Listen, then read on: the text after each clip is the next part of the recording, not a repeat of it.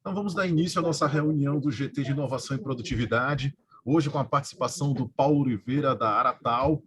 Paulo tem aí um longo currículo para apresentar para a gente. Ele é professor do mestrado do IPT e também de diversas instituições de pós-graduação e de graduação também.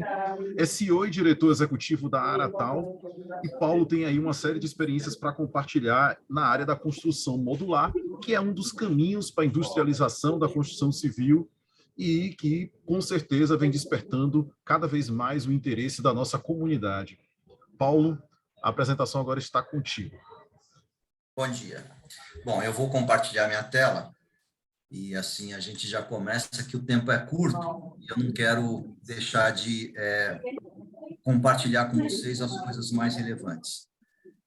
Bom, engenheiro civil e sempre fui conformado com essa coisa de empilhar tijolos. Essa nunca foi a minha praia, né? E eu passei 20 anos na indústria, isso talvez tenha mudado a minha forma de pensar, dirigindo operações, boa parte desse tempo, né? Fosroc, que hoje é Quartzo de Saint-Gobain, Sika, Suíça, a Denver Imperializantes, que hoje é multinacional, também é Suprema, sempre em projetos de botar essas empresas para crescer, reestruturar, operações de M&A, expansão, trazer tecnologias novas para o Brasil. E eu fui presidente da Associação Brasileira da Construção Industrializada naquele momento, né? Que já mostrava qual era a minha devoção, o que eu queria fazer, e qual era o meu credo, né? Bom, e dentro desse processo, depois de 20 anos de indústria, eu fui para a engenharia, construção e incorporação. Eu fui diretor de negócios e de engenharia da Método. Estruturamos lá processos de fast construction, né? A Método tem uma operação de fast construction, que é a Método Fast, de pré-construção, e montei lá também a primeira célula de BIM na indústria privada brasileira, né? Nunca mais parei de trabalhar com BIM, a gente só evoluiu nisso. Da Método eu fui para a JHSF para montar uma operação chamada JHSF Engenharia Avançada. Lá a gente fez mais de 30 casas industrializadas na Fazenda Boa Vista, desenvolvi 7 metodologias construtivas, 2 delas a gente levou para lá e fazíamos vilas de casa, 8, 10 casas em 4 meses e meio, né? Casas industrializadas, com vários itens modulares, enfim, bastante eficientes. O que a gente está fazendo hoje é uma evolução daquilo, né? Fiz 4 shoppings em 3 anos, né? Inclusive a Outlet Catarina aqui na Castelo, que é 100% industrializado até as fundações, né? Várias torres residenciais, né? Enfim, fui CEO de incorporações da JHSF, de lá eu fui para a Tegra como diretor técnico, depois dirigi uma construtora para transformá-la. Ela estava parada há 3 anos, numa empresa de engenharia e construção, que é a Mutual, que está super bem, né? Foi uma grande reestruturação, redesenho de processos também. Bom, e em 2019 eu voltei para a academia para fazer mestrado em inovação na construção na Poli, né? Já estava totalmente voltado para a construção modular, então meu projeto é Aratal, e a gente, então, vai mostrar para vocês aqui um pouco daquilo que a gente tem feito, né? E mais do que isso, né? A construção modular, para mim, vem antes da Aratal. Então, a gente vai mostrar o porquê desse projeto e o que a gente tem feito. Bom, eu pretendo discorrer esses temas, a indústria da construção civil, dar um cenário muito curto, mas atual, o que é o setor da construção no Brasil hoje, né? Como é que a gente está caminhando da indústria 4.0 para a construção 4.0. Vamos falar um pouquinho sobre alguns conceitos de construção modular e, como vocês me pediram um exemplo, né, vamos falar, então, sobre o projeto da Aratal. Bom, indústria da construção civil, né? A gente, primeiro, né, antes de falar sobre a indústria da construção civil, eu preciso trazer uma cena para vocês, né? Que é a unidade, que é o módulo da construção até hoje, que é o tijolo de barro, né? O bloco cerâmica de concreto. Eu não sei se vocês sabem, né? A gente estava discutindo aqui antes sobre a questão da produtividade na construção, que é um grande tema, um grande problema, né? E a gente usa o módulo tijolo. Está vazando áudio em algum lugar, tá, gente? A gente usa eu pediria que quem estiver vazando áudio para fechar o microfone, que eu não sei. Está atrapalhando quem está ouvindo. Bom, então, o tijolo é unidade de construção, é módulo de construção desde 7.500 anos antes de Cristo. foram descobertas obras feitas com tijolos na região de Anatólia, na Turquia, né? E nada contra o tijolo, né? A verdade é que as construções podem ser robustas, ele tem várias propriedades interessantes, mas para quem precisa ganhar produtividade como a gente, pelo menos em atividades de vedação, para quem precisa alta produtividade, não faz sentido mais, né? A gente melhorou processos, mas a gente continua empilhando tijolos, né? Então, aqui fazendo um paralelo entre indústria e construção tradicional, né? Com a digitalização, a indústria passou por muitas mudanças nas últimas décadas. Essas mudanças elas foram aplicadas através de inovações em processos, produtos e produtividade. O setor de construção, como a gente sabe, ele é gigante. Ele emprega 7% da população mundial, tem um PIB de 10 trilhões de dólares por ano, é 13% do PIB das nações, é o maior consumidor de matérias-primas do mundo, 50% das matérias-primas passam pela construção e é responsável por nada mais, nada menos do que 37% das emissões de carbono. Ou seja, a nossa responsabilidade econômica, né, e social, ela é importantíssima, né? Não dá para desprezar. Então, assim, apesar disso, a gente pouco evoluiu. Essa é a grande verdade, né? Vamos olhar um pouquinho sobre essa questão da produtividade. Nos Estados Unidos, em todos os setores econômicos, a produtividade cresceu 1.500% entre 1947 e 2010. E na construção? Na construção, 0,1%, gente. Ou seja, enquanto a indústria decolou, a construção praticamente estagnou, né? Então, o que as grandes consultorias estão falando da gente, né? McKinsey, Deloitte, KPMG e por aí vai. A construção está puxando para baixo a produtividade global. Isso é vergonhoso, não dá para falar disso com orgulho, né, gente? Então, e o que eles estão cobrando da gente? Olha, construção, está na hora de parar de atrapalhar e começar a ajudar, né? Então, somos o vilão dessa história da produtividade dentre todos os setores econômicos no mundo. A gente só ganha da indústria da pesca, por incrível que pareça, porque a agricultura passou a gente muito tempo atrás, né? Desde a época do Getúlio Vargas, que eles começaram a mecanizar, etc., não podemos nos comparar mais com o agro de jeito nenhum. O agro está dando show, o agro brasileiro está dando show no mundo, né? Vamos falar sobre o setor de construção no Brasil, mas, particularmente, eu vou puxar a discussão para um ponto, mercado habitacional. Déficit habitacional em 2019, 7,8 milhões de unidades.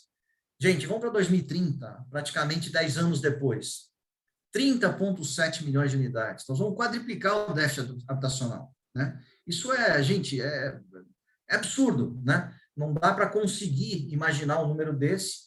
A fonte disso é o professor Robson Gonçalves da FGV, que ele, numa pesquisa que ele produziu para a Brainc, utilizando dados do IBGE, né?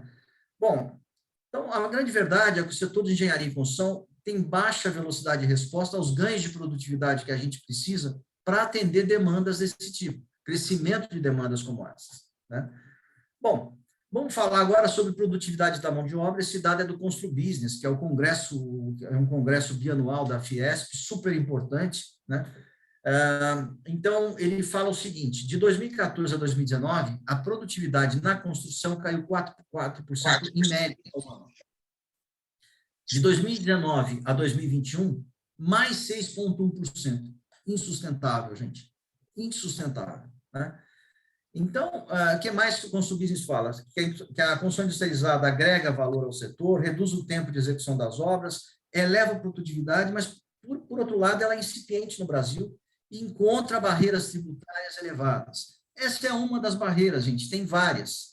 E eu gostaria de convidar vocês para participar de um movimento que a gente idealizou e criou, que é o Brasil Viável Construção Industrializada, né? Esse movimento, eu sou presidente do Clube da Construção Civil, do Conselho do Clube da Construção Civil, e sou embaixador de construção off-site do CTE em Redes, né, para o programa RCDI+S. Então, o Brasil Viável é um movimento idealizado por esses dois grupos em prol da industrialização da construção. Nós mapeamos lá 6, 7 barreiras que impedem o avanço da construção, e esse movimento está trabalhando, né, para quebrar essas barreiras, a tributária, a questão do financiamento imobiliário, que a gente estava conversando agora há pouco, é uma outra barreira super importante, né? Esse evento foi lançado em 24 de junho de 2021, né? Com participação do reitor da USP, então, reitor da USP, do próprio Robson Gonçalves, que eu citei aqui, da FGV, do Marcelo Barbaresco, que é um grande advogado do mercado imobiliário, para falar sobre a insegurança jurídica, os problemas aí das aprovações de projeto legal e de licenciamento ambiental, o deputado Alexis Fontaine para falar da questão tributária, isonomia tributária entre construção industrializada e tradicional, e meu amigo Ceoto, da Urbic, que é uma operação industrializada, né, com enorme experiência na industrialização da construção no Brasil, para falar sobre os problemas, né, o que sofre, as dores do empresário brasileiro do setor, né. Bom, eu convido vocês, esse evento está gravado, eu convido vocês para conhecer o evento e para conhecer o site do Brasil Viário. Vocês podem se associar como pessoa física e jurídica, né? É importante para a gente aumentar a massa crítica, não tem custo nenhum, né? Então, ajudem a gente, participem desse movimento. Bom, o setor de construção no Brasil, quais são as propostas do Construbusiness? Não vai dar tempo de falar muito sobre o que foi o 14º Construbusiness, mas ele contratou consultorias para, primeiro, planejar, fazer o planejamento estratégico para difundir a construção industrializada no Brasil, né, propor a equalização tributária, né, ou seja, a isonomia tributária. Já existe um projeto de lei para isso, ele precisa ser destravado. Novos modelos de financiamento para a construção industrializada, alterações na lei de licitação e comunicação e disseminação dessas coisas. O programa do governo federal Construa Brasil, que já está tendo continuidade pelo novo governo, né? Ele também vem para melhorar o ambiente de negócios, incentivar a modernização das empresas, né? Trabalha essa questão dos códigos de obra para que a gente tenha agilidade na concessão de alvará, de licenciamento ambiental. Continua a estratégia BIM-BR através do desdobramento dessa estratégia, com maior foco ainda no BIM. E olhem o último ponto, incentiva a coordenação modular, ou seja, a construção modular e a construção industrializada, né? Então, vale a pena a gente olhar para essas tendências. Bom, vamos falar um pouquinho do caminho da indústria 4.0 para a construção 4.0, que a gente ainda está muito longe disso, né? Falando e aí, melhor comer o fígado daquele jeito? Está vazando som. Tecnologia e inovação, nós temos avanços tecnológicos importantes, né? Principalmente depois do Covid, com novos hábitos na sociedade, novas práticas industriais, e aí a indústria 4.0 ela surgiu, né? Muito mais antenada, muito mais inteligente, com processos mais enxutos, desenvolvimento e lançamento de produtos de forma muito mais ágil, e com uma questão super importante, que, aliás, é a razão de ser da indústria 4.0, que é a centralidade no cliente, né? Nós vamos cansar de ouvir falar sobre jornada do cliente e customer experience, né, ao longo dos próximos anos. Essa é a razão de ser da indústria 4.0. Bom, nessa publicação da McKinsey, de Next Normal in Construction, que eu recomendo para vocês, vale a pena, né? Ele fala muito sobre essas tendências, sobre a importância das estruturas que começam, então, pelas novas, já que a indústria 4.0 mudou, né? Ela nasceu para poder responder para essas mudanças no comportamento das empresas e das pessoas, né? Os clientes passaram a mudar também as suas características, as suas necessidades, as suas exigências, assim como a própria construção, né, como setor, né, escassez de mão de obra, os regulamentos de mercado, e por conta dessas mudanças surgiu uma nova dinâmica no futuro da indústria. A produtização, uma abordagem muito mais baseada em produto, que não é mais aquela massificação da produção como no Fordismo, né? Fordismo, você podia comprar um Ford T e escolher qualquer cor desde que fosse preto, né? Aqui a gente está falando com produtização, uma coisa muito mais parecida com aquilo que a Toyota faz com o Corolla, né? Você tem massificação na produção, mas ao mesmo tempo você consegue customizar algumas características desse produto, né? A integração da cadeia de valor, centralidade no cliente, na marca, de novo centralidade no cliente, né? Sustentabilidade, enfim. E para que a gente possa atender essa dinâmica futura, surgiram as estruturas emergentes. Quais são elas? novas tecnologias voltadas para a industrialização e mudança do conceito da construção para levar a construção para a fábrica o máximo possível, construção off-site, né?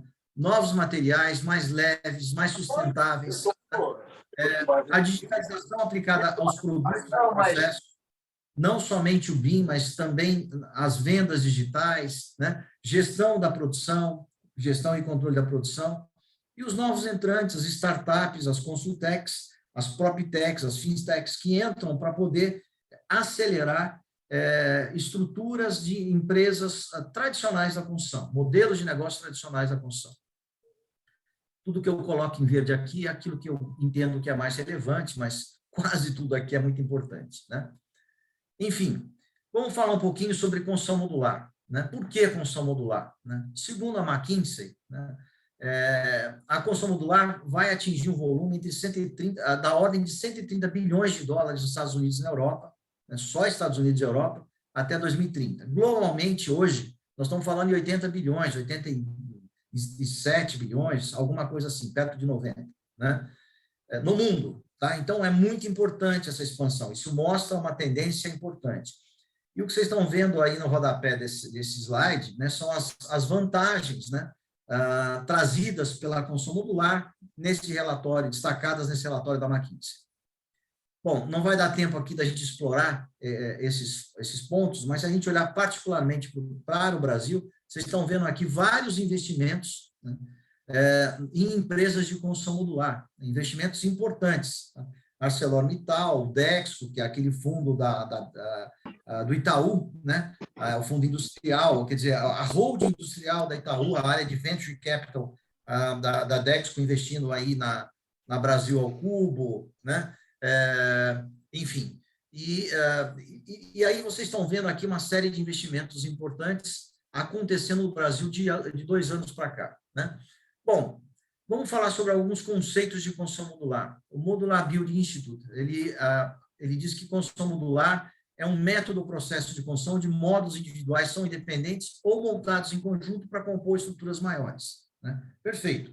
Se a gente compõe esses módulos horizontalmente, né, um nível só, a gente tem edificações horizontais. Se a gente compõe esses módulos verticalmente, a gente tem uma edificação vertical, né? Simples assim.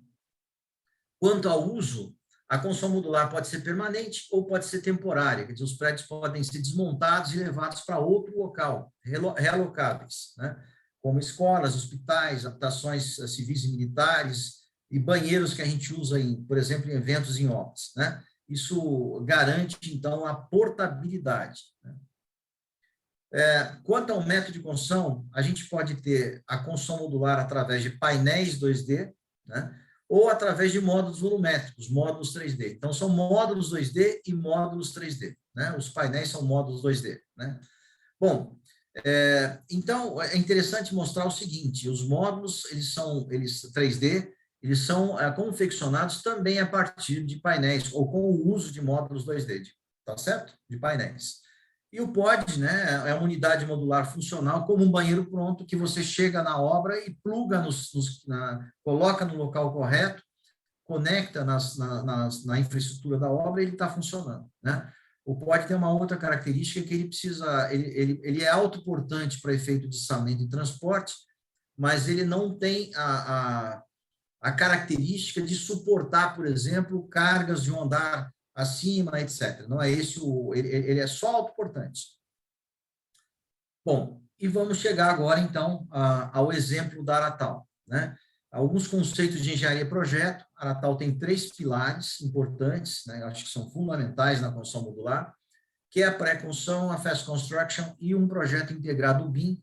Em BIM, é um projeto de cadeia de valor. A gente traz não só projetista e construtor, mas a gente traz a indústria, né? Por exemplo, a Saint-Gobain, a Knauf, a Infibra, para discutir um projeto de vedação de fachada, né? A SICA, a MC Bauchimie, para discutir impermeabilização, né? E essa turma tem uma experiência mundial muito importante, muito relevante, então a gente não pode perder essa competência embarcada nos projetos. A pré-construção, porque é a forma mais ágil e econômica para a gente chegar a qualquer produto de engenharia que a gente quiser, como? Fazendo uma análise bem feita de risco, lembrando que o risco é dinâmico ao longo do projeto, reduzindo os riscos de projeto, antecipando as incertezas de projeto para as fases preliminares, enquanto a gente tem a oportunidade de influenciar, né? A gente vai ver isso aqui daqui a pouco, e, sobretudo, garantir a construtibilidade, ou seja, aquele fluxo ágil e contínuo depois do projeto. Não é aquela coisa de anda e para, que é muito comum na construção tradicional, né? E a minimização de mudanças. O PMI diz, eu gosto muito da disciplina do PMI de gestão de projeto, eu sou PMP, né? E a gente emprega, e o PMI diz o seguinte: qualquer mudança tem impacto em custo e em prazo, ponto. Isso é uma grande verdade, né? Então, mudança, geralmente o cliente pede muita mudança, mas é importante saber e mostrar as consequências de uma mudança, né? A Fast Construction, porque é a rota mais rápida e direta para compactar o prazo e acelerar o processo construtivo, então é o processo de projeto de construção. Como é que a gente faz isso? Máxima racionalização possível de de processo, né? Reduzindo ou eliminando interfaces e colocando as atividades para acontecer de forma simultânea e não consecutiva, como na construção tradicional, né? É uma forma de compactar prazos. E uma logística de suprimentos de primeiríssimo mundo, né? Então, aqui, quando a gente fala em logística de suprimento na Fast Construction, supply chain, procurement, logística reversa, não são os conceitos que a gente usa num departamento de compras de uma construção tradicional. Na pré-construção, a gente usa ferramentas como Lean, engenharia simultânea, engenharia análise do valor e target custom. Todas ao mesmo tempo? Não. Dependendo do prazo de pré-construção que a gente tem, a gente escolhe 2 ou 3 e emprega, né? Isso gera valor para o projeto, né? Com isso, a gente consegue compactar prazos até 50% e reduzir custos em até 20%. Obviamente, isso depende de escala. Bom, aqui tem outros conceitos bastante exclusivos da Aratal. Primeiro é um sistema modular híbrido, ele é 3D mais 2D. Então, vocês estão vendo em verde escuro módulos em verde escuro, os módulos tridimensionais, né, 3D. Em verde claro, os módulos painelizados, 2D, né? Por que a gente faz isso? Quando você apoia um painel em 2 módulos 3D, você reduz a redundância de elementos estruturais. Isso é mais econômico. E também, para efeito de transporte, o ideal seria a gente sempre ter tudo 3D, né? Porque é o que chega mais pronto na obra, mas para efeito de transporte isso é caro. Então, quando a gente consegue um equilíbrio entre 2D e 3D, a gente transporta menos ar, é mais econômico para transporte, né? É muito importante no Brasil. E a outra característica, nós trabalhamos com uma construção off-site aberta. O que é uma construção industrializada aberta? A gente não escolhe, não temos um sistema construtivo dominante. Então, a gente não escolhe chassi estrutural, pode ser metálica, light steel frame, wood frame, madeira engenheirada, pré-fabricada de concreto, né? Qualquer tipo de vedação externa, interna, qualquer tipo de painel de laje de cobertura e qualquer tipo de painel de piso. A equipe de projeto, dentro do trabalho de pré-construção, escolhe o que é melhor para aquela tipologia de projeto. Simples assim, né? Então, nosso foco é uma engenharia. Nós somos uma empresa que tem um fundamento de engenharia muito importante. E a gente gosta de explorar as melhores características do aço, do concreto, da madeira, né? Inclusive combinando esses materiais em estruturas mistas quando possível. Bom, processo, ele passa, então, por algumas etapas, a pré-construção e o projeto, que deve ser muito bem feito, né? Pré-construção e projeto é investimento, isso não é custo. Contratar projetista por custo é um erro, é um equívoco enorme. Um projeto, uma pré-construção custa 3,5%, mas define os outros 96,5%, né? Então, quando eu contrato mal, eu tenho um impacto muito negativo na construção, nos custos de construção, nos outros 96,5%. E quando eu contrato muito bem, eu gero benefícios para a construção, né?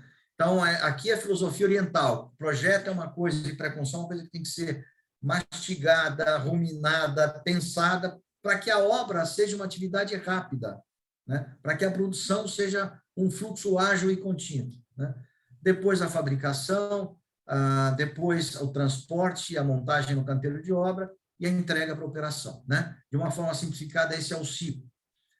E aqui eu vou mostrar um grande benefício da pré-construção para vocês, que é a antecipação das incertezas, que a gente, não só orçamentária, tá, como está no eixo Y aqui, mas as incertezas de projeto, para uma fase preliminar do projeto.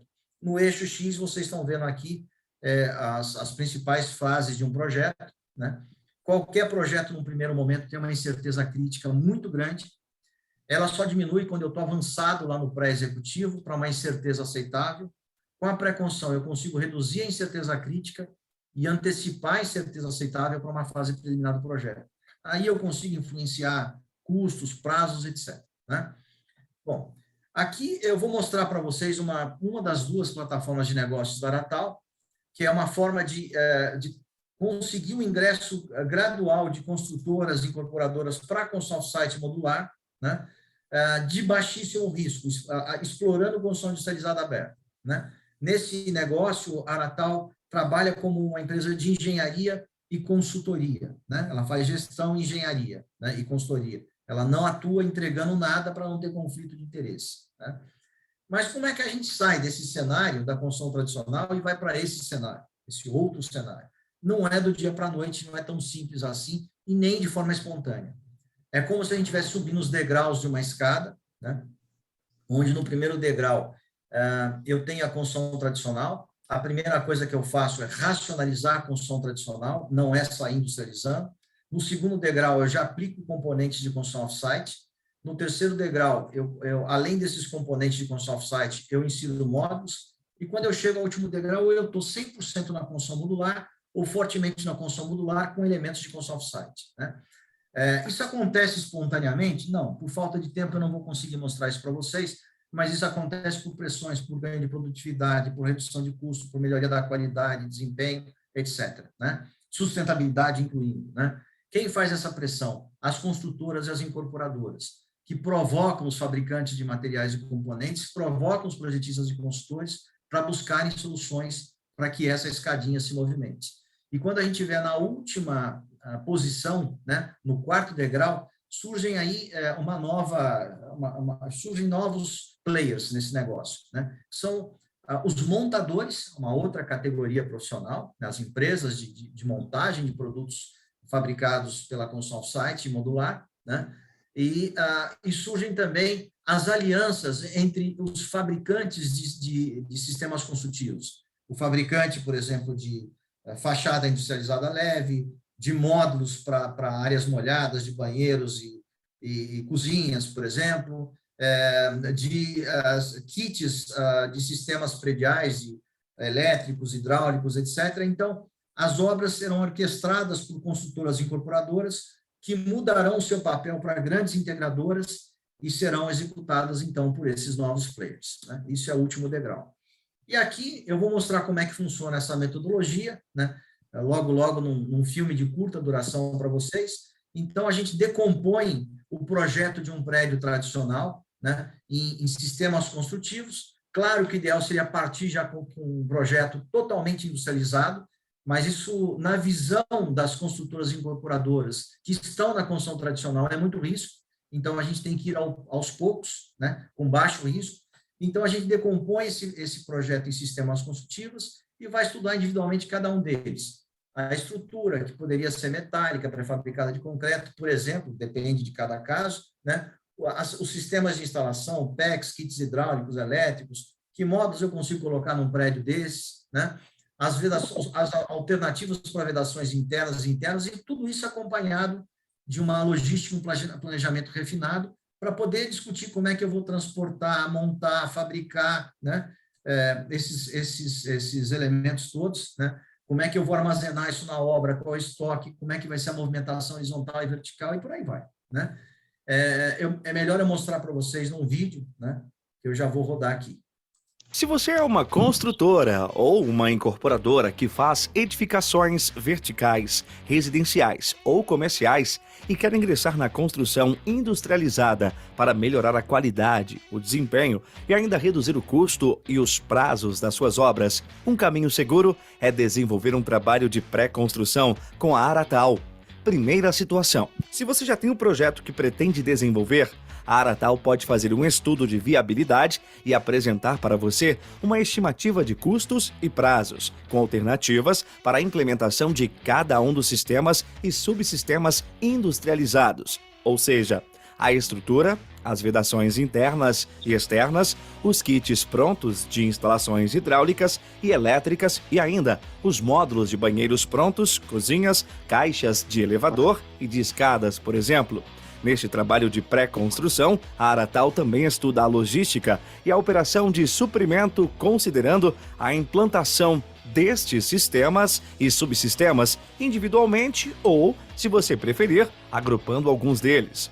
Para facilitar a sua análise e escolha, apresentamos também uma matriz de decisão, apontando as vantagens de cada sistema ou subsistema e as condições necessárias para a implantação em sua empresa, quantificando o impacto na redução do custo de mão de obra direta e indireta e o reflexo disso na diminuição do prazo total da obra. Ou seja, além de maior previsibilidade, você sabe exatamente quanto irá economizar. Assim, você pode eleger as suas prioridades e escolher as soluções industrializadas que quer adotar no seu próximo empreendimento.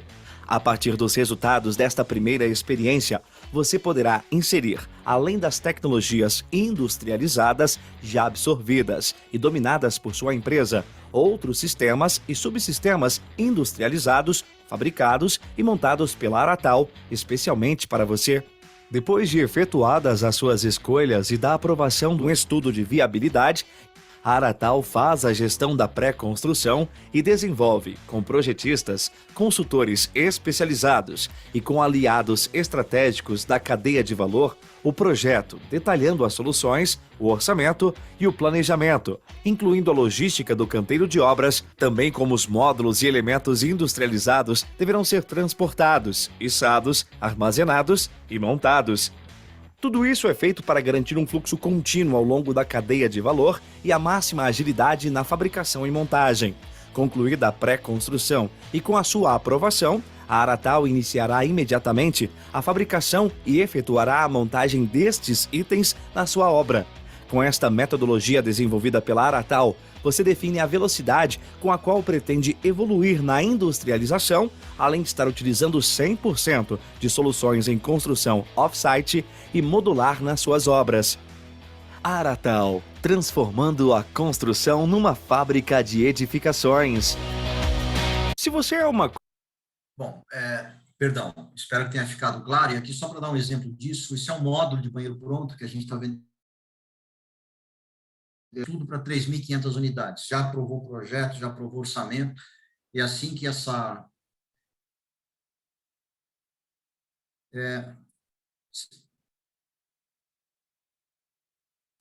Vocês estão comigo, gente?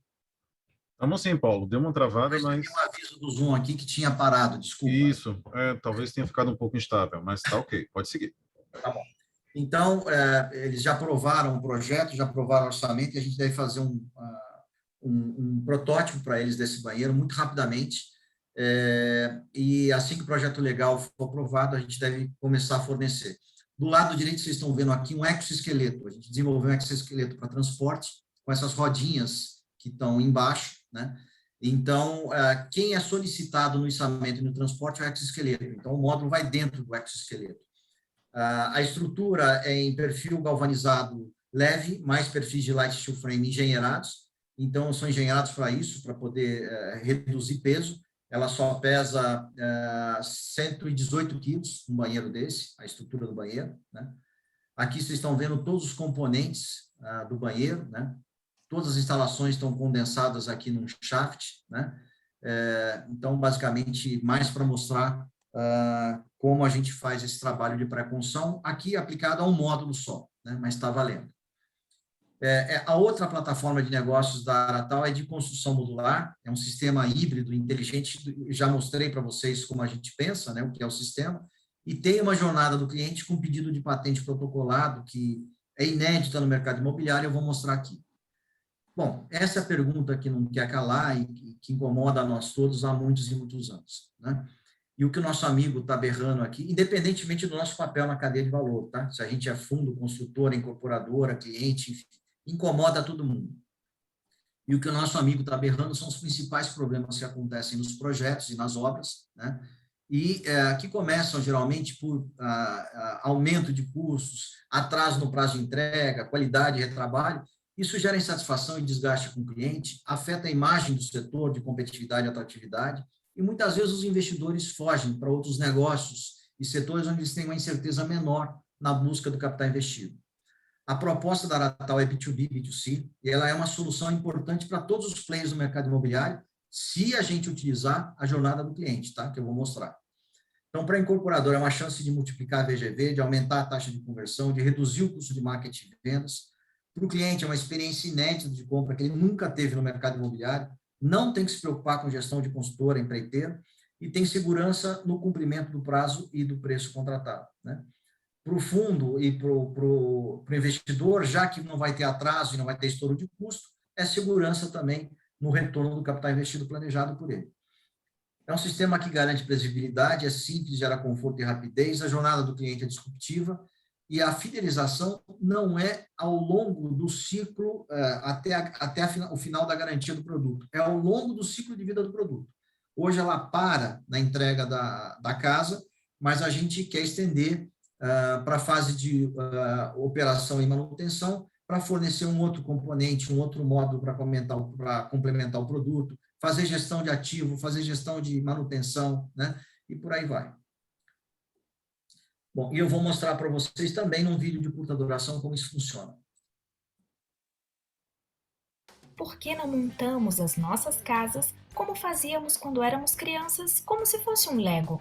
E podemos escolher diferentes modelos, peças, kits de acabamentos e opcionais para customizar o produto e criar a casa dos nossos sonhos. Tudo isso é tão bom que parece não ser verdade, mas para deixar claro como funciona, vamos apresentar a você a jornada do cliente da Aratal, um processo com pedido de patente protocolado, onde você participa de todas as etapas da construção do seu sonho. O estande de vendas do empreendimento é uma casa modular da Aratal. Lá, disponibilizamos um arquiteto especializado que opera um totem com um software de realidade virtual 3D e algumas telas de LCD, em que você e sua família, orientados pelo arquiteto, podem montar a casa de acordo com as suas necessidades e preferências. Você escolhe o modelo da casa, as opções de planta com os cômodos que quer, passando pelos kits de acabamentos, iluminação, automação, climatização, acessórios, lazer e energia fotovoltaica. Você ainda pode selecionar os seus móveis, armários planejados e eletrodomésticos. E opta pelo seu paisagismo e, se desejar, até por ter uma tomada para carregar carro elétrico.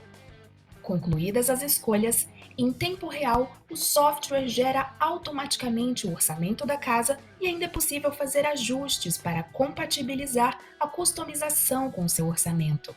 Depois disso, o sistema emite o orçamento revisado, o memorial descritivo de acabamentos e a minuta de pré-contrato. Assinando esta minuta, você recebe, na hora, um modelo em miniatura da sua casa feita por uma impressora 3D. Na sequência, você faz o download de um aplicativo no seu celular para acompanhar em tempo real o cronograma de fabricação dos módulos e da montagem da sua casa no terreno. Tudo isso com imagens atualizadas. A fabricação e montagem é rápida, com materiais de alta qualidade e ainda com segurança na entrega, cumprindo o preço e o prazo contratados. Sua casa será entregue em até 120 dias, prontinha para você se mudar do jeito que você escolheu no totem. E você nunca terá que lidar com profissionais de obra ou com empreiteiros. Como é possível gerar economia, compactar o prazo de projeto e construção, usando ainda os melhores materiais e sistemas construtivos? A engenharia e projeto da Aratal são estruturados por 3 pilares: a pré-construção, a fast construction e o projeto integrado em um modelo BIM, simulando virtualmente a construção da sua casa módulo por módulo antes mesmo do processo de fabricação e montagem.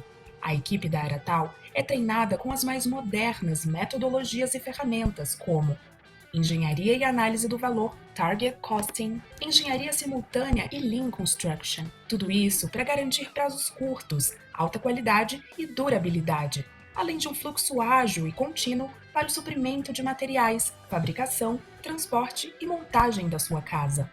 Os produtos da Aratal são economicamente viáveis e sustentáveis, projetados para terem eficácia hidroenergética, geram 80% menos de resíduos que a construção tradicional, tem baixa geração de ruído e de poeira e ainda menor custo de manutenção e operação. A Aratal ainda oferece um sistema de coleta e reuso de água de chuva, de aquecimento solar e um kit que permite desperdício zero de água tratada durante o processo de aquecimento de água para o banho. Aratal, transformando a construção numa fábrica de edificações. Para criar essa jornada, a gente fez uma spin-off, né? Uma casa que vai para o Alva Castelo e Tu, é o primeiro produto da Aratal. Então, a jornada do cliente já está 100% funcional e desenvolvida para essa casa. A VSX, que é a Virtual Reality Customer Experience, vai escalar para o mercado imobiliário para prestar serviços para construtoras e incorporadoras para fazer a jornada de clientes delas, né? Aqui, só para finalizar, alguns produtos do portfólio, uma operação de student housing. O dono aqui tem terrenos de estacionamento em São Paulo, que são de alto potencial imobiliário, mas zero de exploração, né? Isso acontece nas principais capitais, eu tenho certeza aqui em Salvador também. Então, qual a ideia aqui? Seria montar esses prédios em terrenos de estacionamento, né? Ou em terrenos alugados, né? Por um período. Então, aqui é um prédio subpilotis, a gente para a operação de estacionamento por 60 dias, faz as fundações e chega com segurança até a primeira laje, devolve a operação do estacionamento para o operador e monta o prédio. Se depois de 10, 15 anos o dono do student housing quiser sair de lá, desmonta o prédio e leva embora, né? Então, são 6 unidades modulares, 4 no interior de São Paulo e 2 na capital, né? A inteligência modular é tal que, vocês estão vendo uma plantinha embaixo, os banheiros prontos são montados por fora. Então, não é aquela operação de guerra para enfiar um banheiro para dentro de uma laje. Você pode montar 3 níveis de banheiro simultaneamente e não tem redundância de laje, porque hoje um banheiro pronto, você tem a laje do banheiro e a laje do prédio, né? Então, se você tiver, por exemplo, um hotel com 400 quartos e banheiros de 3 metros quadrados, são 400 banheiros, são 1.200 metros quadrados de laje a mais. Não existe essa redundância aqui. O projeto foi pensado para ser modular. Aqui, à direita, é um empreendimento em Santo Antônio do Pinhal, que fica a 200 quilômetros de São Paulo, ao lado de Campos do Jordão. São 56 casas de alto padrão. É um empreendimento ancorado por uma pousada 5 estrelas, que é a Quinta dos Pinhais. Então, são casas com serviço de hotelaria. Essas casas vão ser vendidas em multipropriedade. 4 famílias podem comprar a mesma casa, com consultoria do Caio Calfá, que é um grande consultor hoteleiro. Na garagem das casas tem 4 depósitos, um para cada família, para roupa de cama, mesa e banho. Quando você chegar, a casa está preparada para você, com a fruta que você gosta na geladeira, com o seu vinho na adega. E lá vai ter Heliponto e Hangar. E a Clesson, que é uma empresa de compartilhamento de ativos de luxo, vai vender helicóptero também. 8 famílias compram o mesmo helicóptero. Santo Antônio do Pinhal está a 200 quilômetros de São Paulo, em 17 minutos você está lá, você ganha final de semana.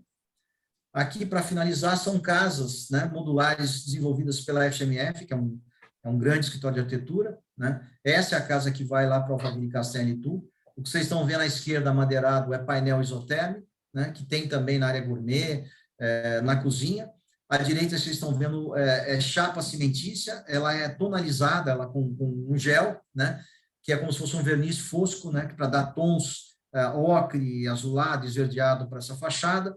A gente não faz tratamento com telinha, base coat, etc., para esconder junta. A gente mostra uma junta paginada, explora a junta, como se a gente estivesse olhando para um produto moderno, uma fuselagem de avião que você vê parafuso, chapa, etc., né? Aqui o interior dessa casa, uma das opções de planta, que é a principal, a gente consegue trocar módulos aqui. Essa casa ela já está desenvolvida também para PCD. O que vocês estão vendo em azul é módulo 3D. Tudo aquilo que tem muita instalação hidráulica, elétrica, revestimento, a gente prefere fazer 3D. E o que vocês estão vendo em vermelho são cômodos que a gente faz com painel de piso, vedação externa e interna e de cobertura. O ângulo de inclinação da casa pode variar, né? E podemos entregar ele também plano, com telhado verde, para diferenciar produto, né? Todo o projeto foi desenvolvido em BIM, como eu falei, né? Esse é um outro produto dessa mesma família de casas da FMF, de 2 pavimentos, né? Maior. E aqui é uma casa de 2 módulos, um que você compra no momento 1 e outro que é um módulo de expansão, que você compra futuramente. Então, toda a casa se abre literalmente para esse deck com piscina, com esses grandes painéis de vidros e com essas venezianas para sombreamento e privacidade. Então, é uma casa de campo ou de praia, né? Aqui a gente está vendo à direita um módulo principal com 63 metros quadrados, uma suíte, uma pequena área de serviço, um espaço aberto que integra cozinha, jantar e living, e também um pequeno lavabo. Em verde, o radier supostamente já está pronto. Quando a família quiser, ela compra esse módulo da esquerda, que é uma suíte um pouco mais confortável, né? E coloca esse módulo em cima desse radier de uma forma simples assim, né? Sem quebra-quebra, sem bagunça. Aqui são meus sócios, não dá muito tempo para apresentar, mas as bandeiras mostram que existem competências aqui multidisciplinares, né? Aqui a portfólio do Paulo não é da Aratal, né? Eu citei o Outlet Catarina, na Castelo, para a JHSF, o Hospital Sabará para Método, o Vitra, que foi premiado como um dos 5 melhores prédios do mundo para se morar, projeto do Daniel Libeskind, que projetou o Ground Zero em Nova York, o Museu do Holocausto da Alemanha, né? Enfim, Residências da Mata, projeto do Gui Matos na Fazenda Boa Vista, uma das vilas de casa que a gente fez lá, produto super bem aceito, tem 0 de reclamação, né? Enfim, a Aratal está no mapa da Aliança Construção Modular, a gente trabalha lá gerando conteúdo, né? Também participamos como gerador de conteúdo na rede da construção digital industrializada do CTA em Redes, onde eu já disse, embaixador de construção industrializada. Estamos no mapa das principais consultecs brasileiras de 2022 da Terracota, ficou muito contente com esse apontamento, né? E aqui eu convido vocês também para conhecer a biblioteca, que é bastante completa, tem bastante conteúdo em construção modular, pré-construção, construção off-site, fast construction, BIM, etc., né? Já é uma biblioteca de referência, gente. Aqui são os estágios de desenvolvimento, né? Não vou pular essa parte, nós estamos iniciando a operação, né? Então, vamos estruturar a franquia, né? A expansão futura da Aratal não vai ser através da verticalização de fábricas, mas franquear fabricantes e montadores.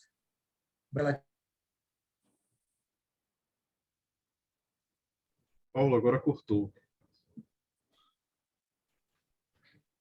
Acho que agora o Paulo caiu, gente. Vamos só aguardar. Gente, Paulo... Oi. Pronto. Voltou. Eu caí em que momento? Estava no finalzinho, não sei quando. Foi no finalzinho mesmo. Eu já tinha mostrado... Franquia de fabricante. Você estava falando sobre a franquia. Isso, exatamente. Fabricação e montagem. Isso. Eu não sei em que momento eu falei disso, mas eu cheguei a mostrar esse slide para vocês. Não está compartilhando. Não tem compartilhamento. Isso. Você estava falando sobre a expansão da Aratal, através de franquias. Eu já tinha mostrado esses slides? Sim, chegou nesse slide aí. Nesse slide, né? Isso. Então, que a gente foi para o mapa da Terracota Ventures, uma das principais consultecs. Convidei vocês para conhecer a biblioteca da site da Aratal, né? Okay. E aqui mostra a nossa evolução no tempo, né? Ano 2020 foi de concepção, planejamento e desenvolvimento da operação, 2021 de desenvolver as soluções do projeto 3D e 2D, o projeto protótipo e o pedido de patente. 2022 foi o ano de validar soluções, desenvolver o projeto do banheiro pronto, fomos para o mapa das principais consultecs, estamos captando, né, buscando investidores. 2023 é início de operação, ganho de escala, e terceiro trimestre a gente reservou para estruturar o projeto de franquia. É isso, gente. Perdão pelo bombardeio, né? O tempo é curto, mas eu não queria deixar de compartilhar com vocês pelo menos aquilo que eu achei que fosse mais relevante nesse bate-papo, pelo que eu entendi na minha conversa com o Carlos Bonfim, de qual seria a expectativa de vocês.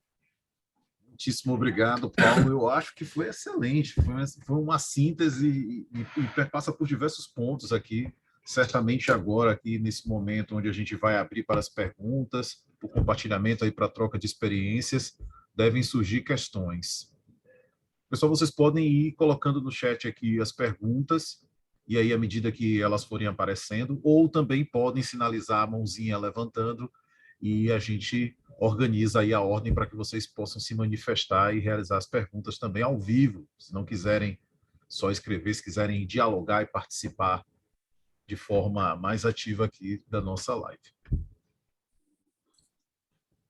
Bom, eu vou, enquanto o pessoal se organiza aí para fazer perguntas, eu vou fazer uma colocação aqui para Paulo, que é a seguinte.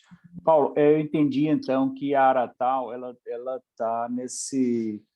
Ela é uma empresa que tem um propósito misto, vamos dizer assim, tanto de ser uma consultoria e levar pela mão um construtor, incorporador, nessa tarefa de buscar a industrialização da construção, como também de executar alguma parte diretamente. Eu me recordo que, numa parte da sua apresentação, você diz assim, e a Aratal vai fazer a montagem, vai fazer a montagem dos módulos. Aí eu queria assim, que você ampliasse um pouquinho mais essa informação, separando o que é a parte mais de consultoria, de apoio ao construtor incorporador, e o que é uma parte mais executiva da Aratal. Tá bom.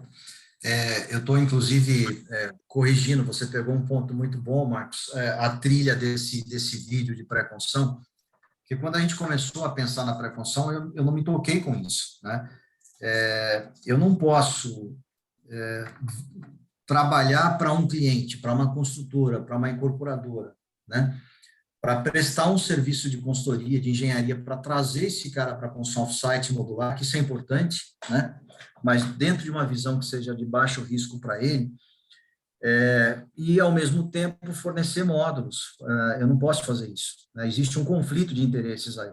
Então, nesse papel, e a gente tem uma liberdade muito grande, né? Eu conheço todas as empresas de construção modular ativas, os CEOs, etc.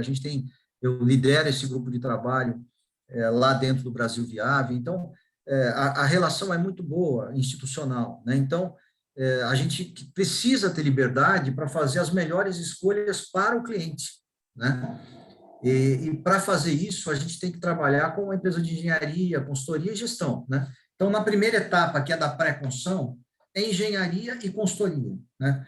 Vamos selecionar os melhores sistemas construtivos, com análise paramétrica, já trabalhar nessa pré-construção apontando custos junto com o cliente, quer dizer, a área de suprimentos do cliente participa desse projeto, a área de engenharia participa desse projeto, né? A área de produção participa do projeto. Então, é um trabalho conjunto, um trabalho com o cliente, né? De tal forma que a gente possa, então, terminando a pré-construção, ter a melhor solução para aquela edificação. Isso surgiu naturalmente, né? Quando eu comecei a contar o que a gente estava fazendo na Aratal, amigos, donos de construtoras, de incorporadoras, começaram a me convidar para tomar um café e falaram, poxa, Paulo, a gente quer ir para a construção modular e industrializada, mas a gente não sabe como e nem por onde começar. Depois do quarto, quinto café, eu falei, pô, gente, tem um projeto para poder implantar aí, né? E surgiu essa ideia, ela foi encampada, inclusive, pelo CPTE em Redes, na RCD+S, e a gente já fez uma simulação no ano passado, no projeto da rede do ano passado, num projeto da própria Bueno Neto, né? Uma turma de vocês vai visitar aí o Parque Global, né? A incorporação e construção da Bueno Neto, da Banks, né? E então a gente pegou um projeto deles chamado Simetria, que é um prédio tradicional que foi executado para estudar alternativas para a fachada, para a estrutura, para kits hidráulicos, elétricos, etc., dentro desse conceito, né? Então, nesse projeto, a gente não fabrica e não monta nada. Na fase de pré-construção é consultoria e engenharia, na fase de fabricação, montagem, suprimento dos insumos, a gente faz um trabalho de gerenciador, né? Diligenciamento da fabricação, para ter certeza que a fabricação está acontecendo na ordem que vai ser montada e não na ordem que o fabricante quer, né? A gestão da montagem dos componentes, do içamento, né? A orientação para transporte, esse tipo de coisa. Já na plataforma de casas modulares ou de produtos modulares, a nossa posição nós continuamos sendo uma empresa de engenharia e construção, mas ali a gente fabrica e monta casas, por exemplo. A gente está começando por casas modulares, com foco em condomínios, são casas de alto e médio padrão, né? E com foco em loteadoras que queiram explorar essa jornada do cliente para usar, para ajudar na conversão de negócios, né? Mas nessa parte das casas, vocês atuam como um gerenciador também, ou vocês vão assumir a linha de frente de produzir e entregar as casas? Linha de frente, entregar a casa pronta, casa mobiliada, equipada, se o cliente quiser, dentro dessa jornada do cliente.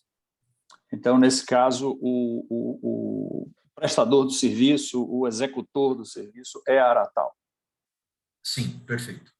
Ok. E nos edifícios é o próprio incorporador, construtor, com essa etapa de consultoria e depois de gerenciamento da Aratal, integrando os diversos participantes. Nos dois casos, a gente está atendendo players da cadeia de valor, né? No primeiro, as construtoras incorporadoras com serviços, só com serviços. No segundo, das casas, nós estamos atendendo loteadoras, investidores, fundos de investimento, construtoras que também incorporam, né? E aí sim, então a gente entrega a casa pronta e dentro dessa jornada do cliente, imagina o seguinte, você tem um loteamento, então a gente primeiro coloca uma casa protótipo dentro desse loteamento, uma casa de showroom, não uma casa protótipo, uma casa de showroom toda equipada, e lá tem um espaço onde esse arquiteto especializado vai trabalhar. Então ele recebe o cliente, né? Você já comprou o lote e o cliente e esse arquiteto vai, olha, cliente, é um arquiteto com Cresce, um arquiteto que também é corretor de imóveis, tá certo? Então, ele falou, olha, cliente, essa casa em 4 meses está no teu terreno, não te interessa? Ah, isso pode ser caro. Vamos fazer uma experiência, não custa nada. Tem lá um totem com um sistema de realidade virtual 3D, 4 telas de LCD, né? Ele vai apresentar, olha, eu tenho esses 12 modelos de casa, qual que vocês gostam mais? Ah, o 3. Mas o que você precisa? 3 suítes, um home office, uma área de lazer com piscina. Aí o arquiteto escolhe uma planta que se enquadre nisso, é fácil, os módulos são componíveis, implanta essa casa no terreno em realidade virtual e ele muda de fase. Na segunda fase, com a ajuda do arquiteto, ele vai escolhendo os kits, como mostrou o vídeo, acabamento, área de lazer com piscina maior, menor, com forno de pizza, sem energia fotovoltaica, armário planejado, tomada para carro elétrico, sistema de compostagem, paisagismo também é modular, né? Telhado verde, enfim. Feitas as escolhas, o sistema gera automaticamente um orçamento na tela, né? E aí acontece todo aquele processo de se ele assinar a minuta de pré-contrato, né? Recebe o memorial descritivo de acabamentos, né?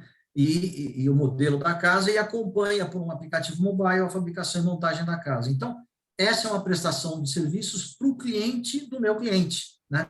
Então, eu estou atendendo a incorporadora, a loteadora, a consultora de uma forma direta, né? Mas indiretamente estou atendendo o cliente dele para ajudar a converter vendas. Ok, muito bem. Bonfim, tem perguntas aí já? Muito bem. Ainda não, aqui no chat ainda não, também ninguém levantou a mão. Vou aproveitar a oportunidade e também vou... Desculpa, Carlos Bonfim, só uma coisa que eu acho que complementando, para não ficar dúvida, essa questão que o Marcos levantou. Independentemente da posição na Aratal, da relação com a incorporadora ou com a consultora, se a construtora incorporadora quiser só a jornada do cliente, existe a VRCX, que é uma outra startup, que já está operando, né? Que pode fazer a jornada para qualquer cliente do mercado imobiliário, para edificações verticais, para casas, para o que for, né?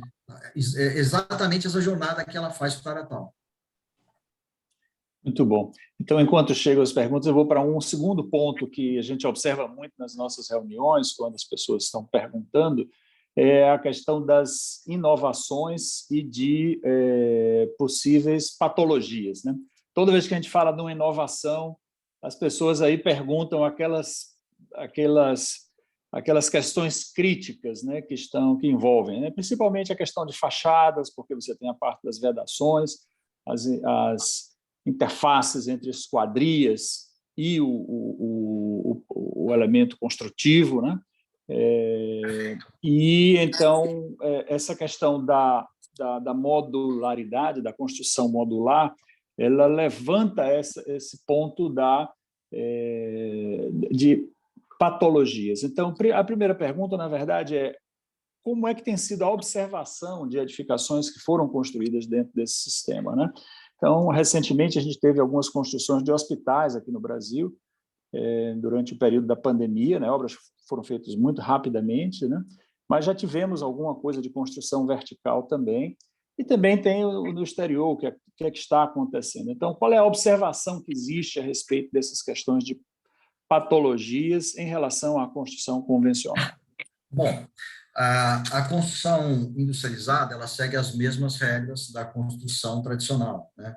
Ou seja, existe uma norma de desempenho que, se ela for seguida e o projeto for bem desenvolvido e a fabricação e montagem também cumprir os critérios adequados, um produto industrializado, ele tem características de desempenho e de qualidade superiores a um produto tradicional em qualquer um dos quesitos da norma, né? Segurança estrutural, resistência ao fogo, conforto termoacústico, etc., né? Agora, o mau projeto, uma má fabricação e montagem vão gerar patologias, claro, né? Mas eu queria dizer o seguinte: eu mostrei para vocês, por exemplo, essas casas modulares que a gente fez para a JHSF e outros prédios, mas vamos usar a referência das casas lá na Fazenda Boa Vista, que é um ambiente muito nobre, né? Então, são casas de altíssimo padrão, são casas que eram vendidas lá em 2011, 12, então, portanto, é um projeto que já tem mais de 10 anos, né? Eram casas vendidas a R$ 2.300, R$ 2.400 na época. Hoje, quando você acha alguma para revenda, que é raríssimo, é uma casa de 15 milhões de reais, né? Não é uma casa grande, a casa maior dessa família tem 540 metros quadrados, é uma casa enorme, eu digo, comparativamente às casas de 2.000 e tantos metros, 3.000 metros que existem na fazenda, né? 3.000 metros quadrados. Mas o ponto é o seguinte: essas casas que foram fabricadas e montadas entre 2011 e 2013, mais ou menos, 14, né? A JHSF fazia uma reserva para os produtos tradicionais de 1,5% do custo para uso na fase de garantia, para fazer manutenção na fase de garantia. O índice dessas casas, né, eu mantenho o relacionamento com a turma, né, então a gente conhece o que está acontecendo lá. O índice dessas casas é de 0,3%. Não é 1,5%, é 0,3%. Né? Assim mesmo, porque não foi uma opção minha, eu tinha sugerido uma outra coisa, mas a equipe de produto queria usar um xarabe de madeira, né? Essa casa é uma casa que tem uma grande área de vidro, porque o que você vende lá é vista, né? É lindo o ambiente da fazenda. E obviamente, você pegar uma ripinha de 1,5 centímetros, né? Todo ano ter que lixar e envernizar é um trabalho custoso e chato pra caramba, né?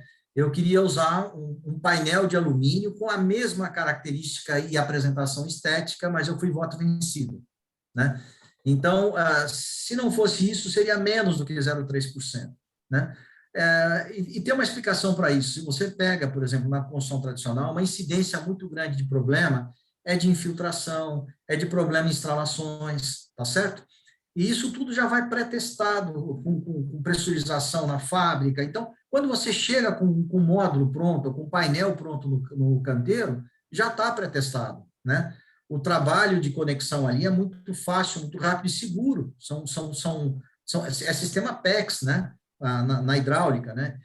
São conectores elétricos, então também conector você não tem fita isolante, não tem uma instalação mal feita, então é outro nível de produto, é um produto, um padrão industrial, né?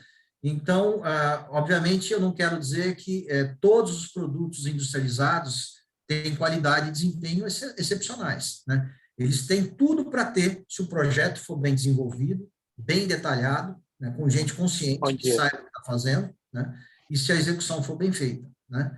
Eu cansei de responder perguntas aqui, inclusive de clientes nossos, né, da própria Alphaville, né.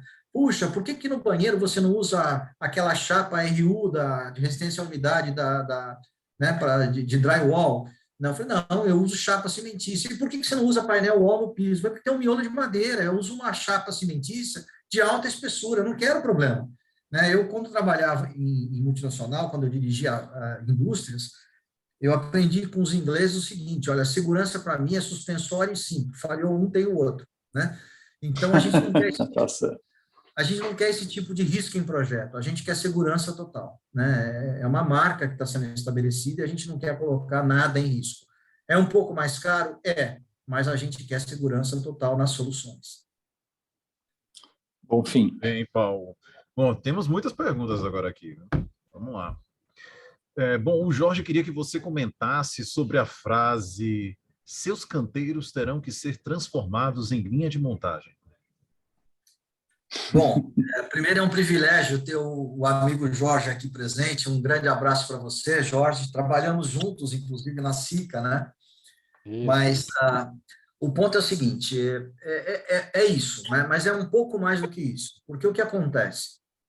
Quando você leva a produção para a fábrica, né, o máximo possível para a fábrica, essa é a regra principal da construção off-site, o que você está fazendo é limitando o trabalho que você faz no canteiro. Que é lá no canteiro que você tem problema climático, que você tem que fazer gestão de grande contingente de mão de obra direta, que você tem problema de segurança, que você tem greve, e a gente não quer nada disso, né? Quando você leva 80%, 85% da produção para uma fábrica, você limita a quantidade de problemas e de desvios que você pode ter no canteiro a 15%, 20%, né? Mesmo assim, mesmo que você tenha algum impacto qualquer, o que acontece? Enquanto você está fazendo movimento de terra, fundação, etc., você está fabricando um produto. Então, mesmo que atrase alguma coisa naquela atividade de canteiro, que é normal e é comum, né? Não é que é normal, é comum no nosso setor, né? Você tem tempo hábil para poder colocar o produto lá sem grandes problemas, né? Então, o ciclo de fabricação de fabricação ele é maior do que o ciclo de preparação de terreno, de execução das fundações, contenções, etc. Então, essa é uma forma importante de enxergar isso, né? E a outra, eu até tenho um exemplo para dar para vocês, que é um exemplo chato, né? A gente, com essa experiência e com esse trabalho todo de uma vida quase, né, profissional em industrialização, na JHSF, quando a gente fazia lá as vilas das casas, o que a gente não conseguiu industrializar, né? Deck, piscina e casa de máquinas. Naquela época, hoje a gente faria, pelo menos piscina, a gente faria industrializada e casa de máquinas também. Mas naquela época não deu tempo para isso, a gente não industrializou. Então, era um horror. Você estava terminando as casas, né, em 4 meses, mais ou menos. O que atrasava? Deck, piscina e casa de máquina, né? Aquilo que era feito pela construção tradicional, né? Então, é um desespero isso. Eu não quero passar por isso, né? E a gente, sim, Jorge, tem como objetivo transformar boa parte do trabalho da construção em produção off-site, em produção em fábrica, em ambiente controlado, com processo padronizado. Ok, obrigado, Paulo. Bom demais ouvir. Obrigado, Jorge, também pela sua pergunta e participação. Tem uma segunda pergunta aqui, Paulo, que o Alexandre Pedral nos traz. Ele gostaria de ter noção de custo por metro quadrado. Essa é uma pergunta capciosa, né? Eu quero contar para o Alexandre que é como se a gente fosse comprar um carro, né? E você me pergunta, quanto custa o carro? Eu falei, pô, não sei qual carro é, né? Ah, é um Corolla. Escuta, mas como é que você quer? O ar-condicionado é digital? Quantos botõezinhos tem no painel? Você só consegue orçar um projeto quando você tem toda a competência para definir todos os parâmetros e todos os itens que esse produto tem, né? Mas eu não vou fugir da pergunta, não, tá? Então, obviamente, eu já fiz estudos para habitação de interesse social e é muito diferente, tanto pela escala, e obviamente a gente fica mais competitivo na escala, e vamos lembrar que nós estamos brigando, né? A maior briga que a gente tem hoje é tributária, é para que a gente tenha isonomia entre a construção tradicional e industrializada. A construção tradicional paga grosseiramente, gente, ISS, né? Que varia de município para município, algo entre 3% e 5%, e a construção industrializada paga IPI e ICMS. Então, tem uma diferença aí de uns 20% na largada, né? Que é, na verdade, desleal, né? Para quem está entregando mais desempenho, mais qualidade, muito mais rápido. Se você pensar, eu sou uma consultora, uma incorporadora, eu vou usar a construção modular. Pô, num ciclo de 3 anos, você dobra a sua produção, você dobra seu faturamento, você dobra os seus resultados. Minimamente é isso, né? Porque você produz muito mais nesse período, né? Mas, por outro lado, então, vamos falar de custo, né? Então, o que eu vou falar serve para um produto padrão Alphaville, com vários kits, já com aquecimento solar, com kit para automação, com casas já preparadas para energia fotovoltaica, para climatização, para tudo, né? Então, não é com todos os revestimentos, então é casa pronta, pronta, pronta, com alguns kits. Na relação que a gente estava desenvolvendo, está desenvolvendo com a Alphaville, né, mas que a gente deu uma guinada, a gente acabou comprando o terreno de um negócio primeiro que a gente faria com eles, a Alphaville mudou, né? Ela era uma empresa do Pátria Investimentos e foi vendida no final do ano passado. Agora ela se chama Alphaville S.A. e não mais Alphaville Urbanismo. E as prioridades no curto prazo são outras. Eles estão com muito foco em venda de lote, não lote com casa, né? Que é um projeto que continua interessando a Alphaville, mas eles vão retomar isso depois que eles liquidarem o estoque de lotes que está muito alto. Bom, então, para a Alphaville, qual era o negócio? A gente estava entregando essa casa de 208 metros quadrados que eu mostrei para vocês a R$ 7.500 o metro quadrado, casa pronta, né, no canteiro, e eles estão vendendo lá a 11,5, 12 mil reais o metro quadrado no Alphaville Castelo em Itu. Perfeito. 208 metros quadrados a casa, Paulo? 208 metros quadrados. Obviamente, dependendo do produto, dependendo da configuração do memorial descritivo, isso baixa bastante, né? De como é a condição de entrega, né? Isso é um produto realmente de alto padrão e muito bem configurado para que ele possa ser, sem incomodar o cliente, né? Eu quero colocar climatização agora, depois de não sei quantos anos que eu entreguei. Eu quero colocar automação, eu quero colocar energia fotovoltaica. A casa está preparada, não precisa quebrar nada, toda a infraestrutura está lá, né? Então, essas coisas, obviamente, elas incrementam o custo também, né? Mas a gente já fez estudos para outros produtos, casas também, de bom padrão, a um preço por metro quadrado muito menor. É uma questão de configuração do produto. E escala. Ok, Paulo. Temos mais perguntas aqui. Vamos seguir aqui. A Gleice pergunta como o setor da construção civil pode contribuir no conhecimento dos gestores de obra em relação aos métodos modernos. Você pode repetir, Carlos? Deu uma picotada aqui, eu não entendi. O setor da construção civil pode contribuir no conhecimento dos gestores de obra em relação aos métodos modernos. Bom, bastante, né? Acho que essa é uma grande encrenca, né, que eu reflito com vocês, e é uma das barreiras que a gente aponta lá no Brasil Viável, que eu reforço aqui meu convite para vocês, no mínimo, conhecerem, né? brasilviável.com.br. Uma das barreiras é justamente nós não temos gente capacitada para a construção industrializada hoje, no setor, né? Nas grades das escolas de engenharia e arquitetura, você não forma profissionais para a industrialização da construção, que conheçam pré-construção, que conheçam fast construction, que conheçam construção industrializada, construção modular, coordenação modular e por aí vai, né? Então, é importante que haja uma modernização na grade de ensino das escolas de engenharia e arquitetura para a gente formar gente já capacitada, porque esse é o futuro da construção. Nós precisamos disso, né?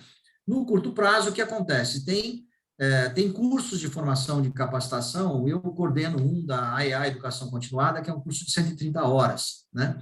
O Instituto ITIE tem um curso de pós-graduação de 450 horas, né? Então, já tem gente se mobilizando para poder preparar quem está atuando na construção hoje e queira se capacitar para atuar na construção off-site e modular.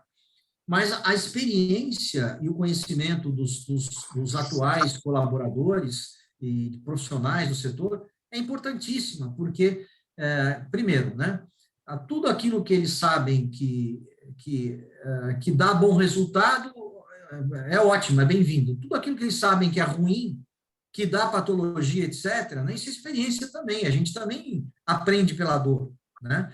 E eu tenho certeza que todo mundo já sofreu com isso, eu já sofri com problemas em obras no passado, com patologias, etc., né? Então, essa experiência que a gente traz da construção tradicional, ela é muito positiva para quem entra na construção off-site modular, ela é muito bem-vinda, né? Agora, o que precisa é ter uma complementação de formação, né, para que a pessoa possa, então, embarcar nesse novo mundo com mais segurança. Muito bom, Paulo. Só pegando o gancho dessa pergunta aí, sua resposta ela acaba acendendo a luz para um outro assunto que tem sido bastante discutido aí em todos os fóruns da nossa comunidade de construção civil, que é em relação à mão de obra. Eu entendi na sua fala aí uma preocupação com o capital intelectualizado, que vai pensar, estruturar a ideia toda para tocar essa agenda de industrialização, e os exemplos que você deu, que foram ótimos, são institutos muito sérios que estão já com um trabalho de muito tempo aí, preparando e capacitando pessoas. Mas em relação à mão de obra hoje, na experiência da Aratal, vocês capacitam essa mão de obra? Como é que vocês têm realizado essa gestão? Qual é o perfil dessa mão de obra? Quais são as demandas e características que essa mão de obra tem hoje para a execução da construção modular? Porque a gente entende que para a construção tradicional haverá um déficit em curto prazo, porque há um desinteresse nas carreiras aí para trabalhar na execução das nossas construções tradicionais. Esse é um bom ponto, tá? A gente vai ter que preparar a mão de obra para mudar um conceito que é importante, que até para uma questão sindical hoje a gente tem dificuldade, né? Eu vou dar um exemplo rápido para você. Eu tive num consultório médico com a minha mulher, a gente teve consultas sequenciais, né? Ali perto da Avenida Juscelino Kubitschek, e na rua ao lado estavam construindo um prédio, e no nível do consultório estava a cabine da grua, uma obra com laje grande, de 1.000 e poucos metros quadrados, uma obra bem executada, né? Eu nem sei quem é a construtora, a incorporadora, mas uma bela obra de construção tradicional, né? E a minha mulher olhou para aquilo, né? Nossa, a cabine da grua mexe, né? A gente estava de frente para a cabine, falei, mexe, né? Ela olhou para baixo, nossa, quanta gente de capacete marrom. Falei, bom, então vou te contar uma história. Essa turminha de capacete marrom que está aí, né? Aliás, era capacete azul. De capacete azul que está aí, eles são os armadores. Se eles entrarem, estão trabalhando essa semana, provavelmente na semana passada foram feitas as formas, que era uma turminha de capacete marrom, era outra turma, né? Então, eles saíram, entraram essa equipe de capacete azul. E na semana que vem vai entrar outra turma, que é o pessoal do concreto, né? Quando a armação estiver pronta, né? Aí ela me fez a pergunta mais óbvia possível: escuta, mas se são 3 equipes diferentes, que atuam em momentos diferentes, por que a gente não tem um cara só para fazer as 3 atividades? Mais bem remunerado, etc. Eu falei, porque o sindicato não deixa. Simples assim. Vou te contar mais. Se o cara do capacete azul atrasar, o outro que vai vir a semana que vem vai atrasar também, né? Então, um respeita o trabalho. Isso é a construção tradicional. É assim que funciona a nossa vida. É um inferno. A gestão disso é extremamente custosa. A integração dessa cadeia de valor é extremamente custosa, né? Então, dentro do ambiente da construção tradicional, a gente vai ter que ter uma briga sindical muito grande se a gente quiser fazer uma coisa que a Método quis fazer lá atrás, a gente não conseguiu, que é ter um funcionário multifuncional, né? Se são pessoas que agem em momentos diferentes, por que a gente não pode ter uma equipe só mais bem remunerada que execute as 3 funções, né? Porque o sindicato não deixa, né? Isso é desvio de função, basicamente é isso. Mas como a gente está transformando a construção numa indústria, a indústria é diferente, as regras são diferentes. Então, o que acontece? A gente está formando um profissional que se chama montador. O montador não é encanador, não é eletricista, não é pedreiro, né? Mas ele exerce essas funções todas. Você tem pouquíssimos ajudantes e muitos montadores, muitos, né? Alguns montadores, que são fábricas bem enxutas. A montagem de canteiro também enxuta, é outro tipo de montador, né? É uma operação muito assistida mecanicamente, por guindastes, por elementos que fazem esse içamento, né? E essa montagem. Então, assim, a preparação dessas profissionais é muito simples, porque a gente parte de qualquer uma dessas especialidades e ensina as outras. Como é um trabalho que você tem processo para tudo, tem forma de executar para tudo, né? Você transforma isso num processo industrial, né? E um processo industrial é muito mais fácil de você desenhar e é muito mais fácil de você controlar, né? Então, a pessoa trabalha numa posição confortável, não tem que ficar agachada, né? Nem trabalhando voltada para um teto o tempo todo. Então, enfim, são formas onde a ergonomia é muito mais favorável, né? Onde você remunera muito melhor esses profissionais e eles, na verdade, integram funções, mas dentro de uma linha de montagem industrial. Acho que travou aí, né? Eu não sei se vocês me ouviram. Até a linha de montagem. Então, dentro de uma linha de montagem industrial. E, obviamente, tem um esforço grande para capacitar a gente, e quando esse negócio tiver numa escala maior, eu lembro que a Método tinha uma universidade, né, numa relação com o Senai, inclusive, né, onde ela formava, naquela época, tá? Encarregado, mestre, pedreiro, ajudante, todas as posições que você tem num canteiro de obra, a Método tinha. Isso nós estamos falando aí da década de 80, 90, né? Naquela época, década de 80, 90 a gente já teve uma terceirização grande, né? Mas se você chegasse num canteiro de obra, eu quero o cara que faz um baguete no vidro aqui, tem, e é funcionário da empresa, né? O que não fazia? Não fazia elevador e ar-condicionado. Fora isso, todas as especialidades você tinha num canteiro, não só da Método, mas das construtoras com esse mesmo tipo de visão, né? Racional, né? A Rotif, a HTB, elas pensavam da mesma forma, tinham já esse foco, né? Olhando para a pré-construção com mais cuidado, etc. Mas todas elas tinham uma preocupação muito grande com formação de mão de obra, que você tem razão, é super relevante, e eu acredito que a gente vai ter que fazer alguma coisa parecida quando a construção industrializada de fato deslanchar, né? Eu vejo aí convênios com o Senai, universidades que podem ser colaborativas, você não quer formar profissional para Brasil ao Cubo, para Aratal, para modulares, é para todo mundo, então a gente pode ter bases regionais preparando essa capacitação. Perfeito, Paulo. E esses cursos, eles ainda existem no Senai, de construções tradicionais. Essa oferta de formação de mão de obra básica existe e tem uma escassez na procura, assim, tipo, sobram muitas vagas. É uma coisa assim impressionante.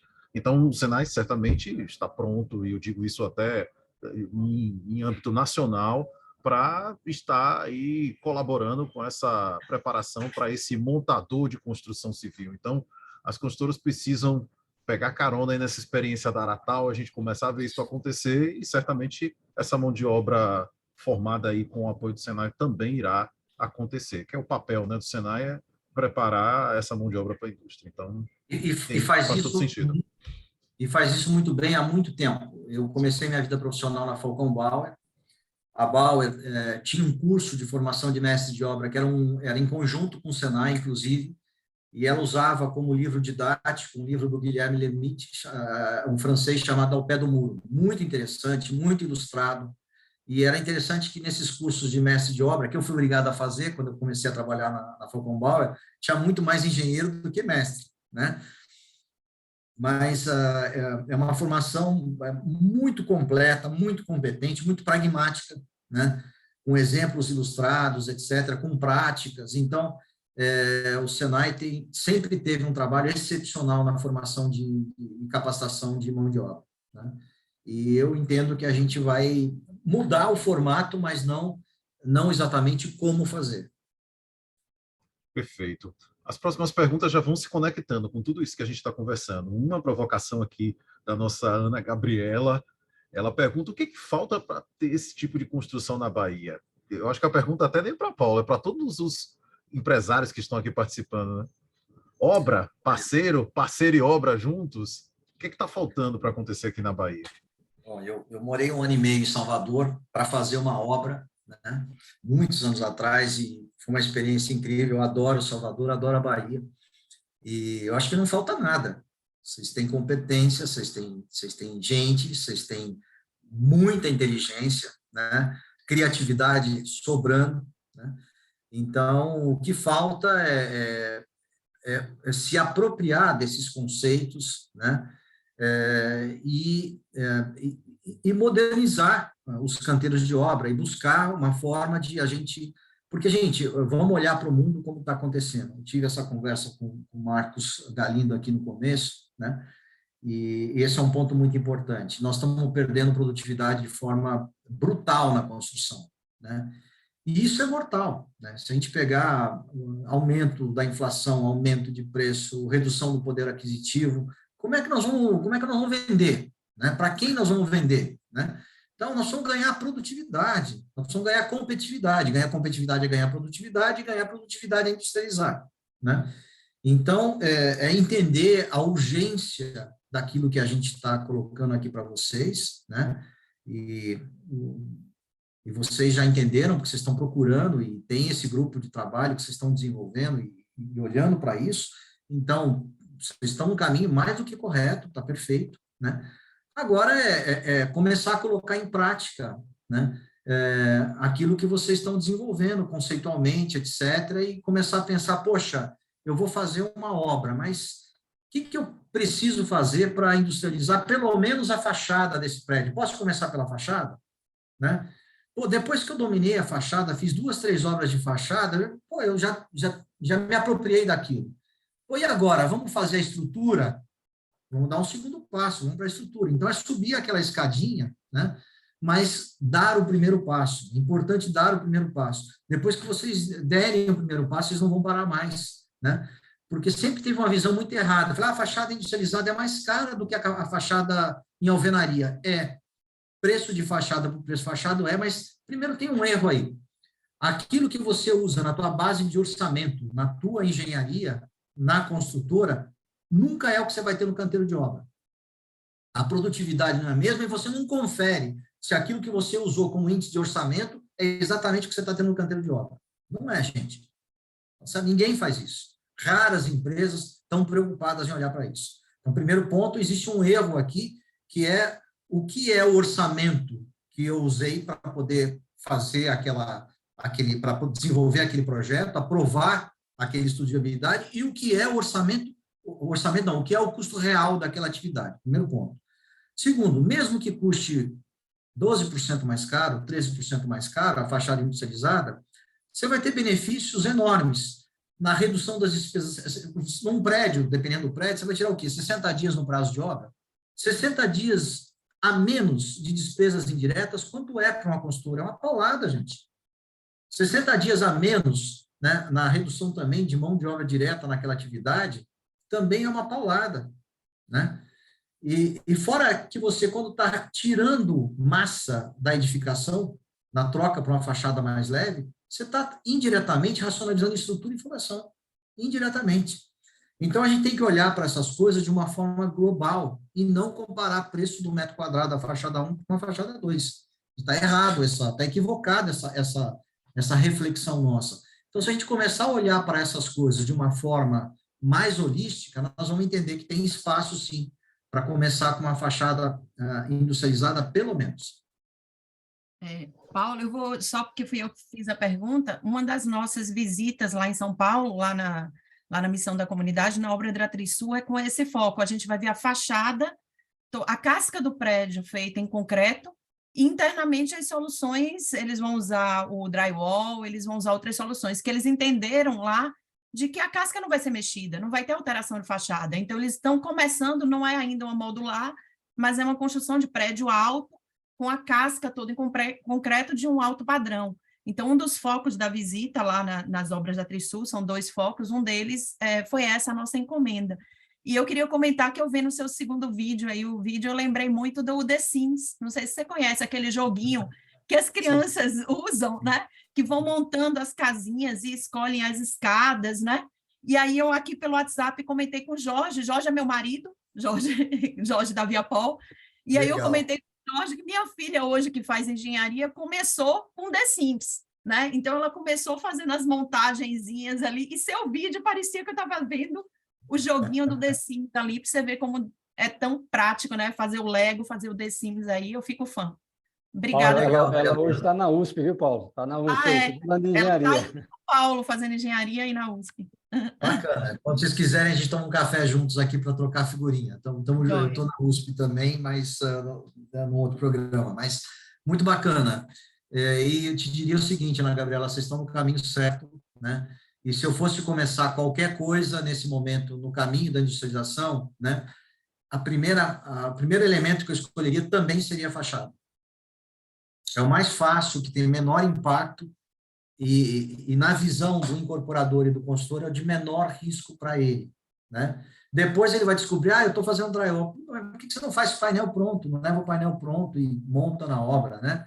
Não precisa, né, produzir, entre aspas, na obra. Você pode levar o painel pronto, todo revestido, já com os kits hidráulicos, elétricos, etc. Então, por que não, né? E assim a gente vai se movimentando em direção à industrialização. Obrigada, Paulo. Obrigada, Bonfim. Obrigada a todos. Obrigado, Ana. Muitíssimo obrigado mesmo. Paulo, temos mais 2 perguntas aqui, eu acho que é para a gente fechar aqui. Uma, você pode depois dar uma olhada no chat aí, é um contato para saber como a Aratal, né, com o cliente do interior, como poderia ser realizada uma visita, né, e como os clientes poderiam procurar a Aratal para discutir um projeto específico. Tá? Aí você registra essa informação aí para depois entrar em contato com o representante da LP Brasil. Maravilha. Eu vou colocar aqui no chat o meu e-mail e o meu telefone, mas eu vou deixar com vocês, eu vou mandar para você, Carlos, essa apresentação em PDF, ótimo, né, com os links, inclusive, para os vídeos. Excelente, excelente. Para que vocês possam distribuir para quem vocês quiserem, para quem participou, para quem vocês quiserem, assim a gente vai... lá tem meu contato também, tem meu e-mail, então assim a gente vai estabelecendo um relacionamento e eu estou à disposição de vocês. Ótimo. Aqui o Davi também pergunta como vocês estão pensando em escalar essa experiência.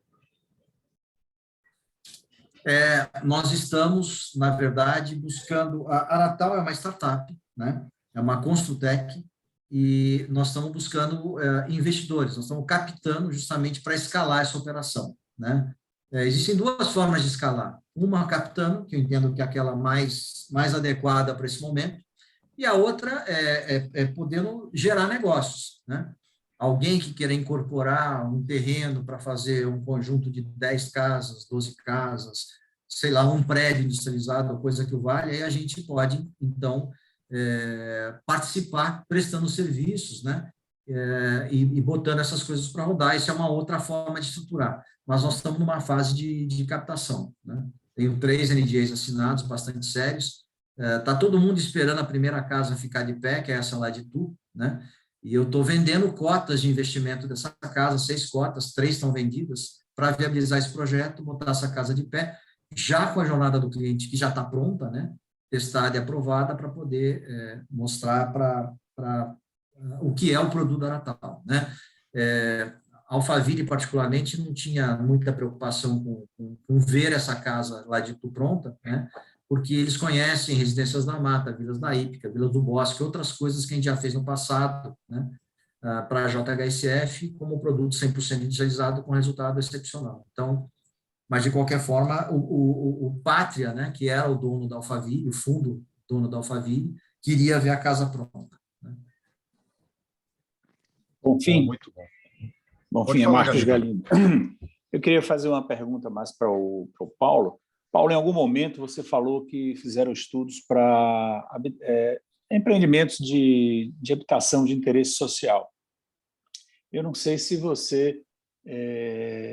vocês encontraram viabilidade para esse tipo de estudo. A gente sabe que a HIS, Habitação de Interesse Social, não falando da faixa 1, né, mas aquela habitação para mercado, né, ela é muito competitiva, existe uma competição muito forte. Então, você tem que situar custos aí na faixa de R$2.000, R$2.500 no máximo aí por metro quadrado para viabilizar empreendimentos. Então, eu não sei se você chegou a analisar viabilidade desses empreendimentos de forma modular e em termos de custo, o que é que vocês encontraram, se o que vocês encontraram seria compatível com esse nível de competição que existe no mercado? Sim. Eu cheguei a fazer estudos para algumas incorporadoras que talvez vocês conheçam, Perplan, Pagano, Corpal, né, que trabalham justamente com faixa 2, 2,5, né? Faixa 1 é muito difícil, pelo menos até agora foi muito difícil competir, né? Então, esse pessoal tem preferido trabalhar com faixa 2 para cima, né? Entre 2 e 3, vamos colocar assim, né?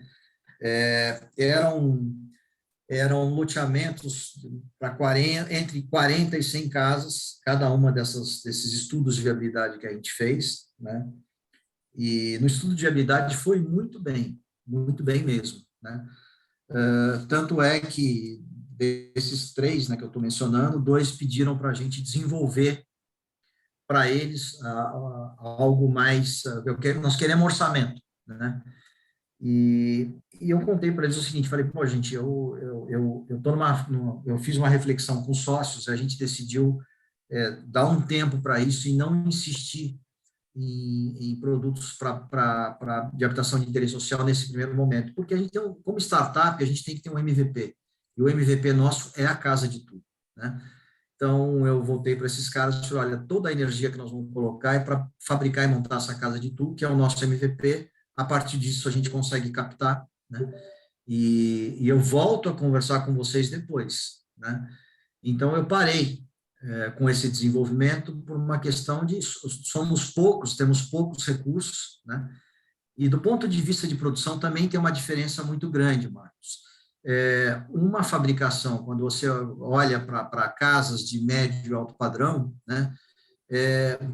Na verdade, você trabalha num mercado que você tem uma margem ok para um volume limitado, tá certo? Por exemplo, para Alphaville são lotes de 10 casas para qualquer empreendimento no interior de São Paulo. Foi o que a gente acordou com eles, né? Quando a gente parte para habitação de interesse social, a escala é muito grande, o que significa que o capital que eu precisaria utilizar para montar uma fábrica para esse tipo de produção é completamente diferente, é muito maior, né? Eu tenho uma sensibilidade muito grande para habitação de interesse social, mas hoje a minha visão para Natal, do ponto de vista estratégico, é a seguinte: primeiro vamos entrar com esses produtos para classe média, para média e alta renda. Depois que essa operação estiver rodando, eu tiver custos de produção pagos, eu vou entrar em habitação de interesse social, né? Até porque, se você olhar para aquilo que a gente está olhando como nicho, não tem ninguém trabalhando hoje, né? Se você olhar para a habitação de interesse social, já tem muita gente boa trabalhando. A Tec Verde já trabalhou, já entregou mais de 10 mil unidades, por exemplo, lá no Sul, né? Está operando aqui em São Paulo, tem muitos empreendimentos hoje em execução, né? Construção modular com painel de wood frame, basicamente é isso, né? A Leia, né, montou uma fábrica em Jaguariúna gigante, né, também para wood frame, a Leia da tenda, né? Então, gastou acho que 300 milhões de reais para botar essa fábrica de pé. Olha só a quantidade de grana investida numa planta dessas, né? E eu estou buscando um investimento de 5 milhões, eu não estou buscando 300 milhões. Então, com 5 milhões, a gente faz toda a diferença para entrar num segmento que a gente conhece bem, né, com outro tipo de produto, de margem mais alta, né, e volume bem menor. Partir para a habitação de interesse social é margem baixa e volume muito alto. Se você pegar os balanços da MRV, por exemplo, da direcional, você vai ver que o resultado operacional deles é de 10%. Você pega um balanço, por exemplo, de uma EZTEC, de uma JHSF, né, de uma Cirela, que trabalham com alta renda, esse balanço, o resultado operacional que essas empresas publicam é de 20%, alguma coisa assim, né? Então, é diferente, você troca volume por margem maior, né? Volume menor por margem maior, mas no meu caso, o que me direcionou nessa decisão é exatamente o fluxo de caixa e o CAPEX que eu vou precisar para botar uma fábrica dessa de pé, né? Para habitação e o nível de competitividade que eu teria, né? Então, eu me interesso pelo setor, tenho sensibilidade social por isso, acho que a gente precisa ajudar de alguma forma, mas seria um segundo momento da Natal. Perfeito, Paulo. Galindo, quer comentar mais alguma coisa? Está fechado o seu áudio, Galindo. Eu tenho desligado meu áudio aqui, porque tem uma obra aqui no meu prédio e tem um ruído aqui por trás. Mas eu achei muito importante essa apresentação do Paulo, porque que mostrou um cenário que é o desafio que todos têm para entrar nessa jornada da industrialização da construção, de ir para a construção modular. E eu acho que a contribuição da Aratal e que o Paulo podem dar é justamente serem um parceiro nessa direção. Para quem tem o interesse, para quem tem a visão de caminhar nessa direção, a Aratal pode ser uma empresa que pode ser o parceiro de avaliação, de análise e desenvolvimento dessa estratégia empresarial. Então, achei muito positiva a sua exposição. É uma empresa que está em desenvolvimento também, né? Como você disse, está captando recursos para deslanchar a operação, mas a gente já viu outras empresas nessa fase também que deslancharam.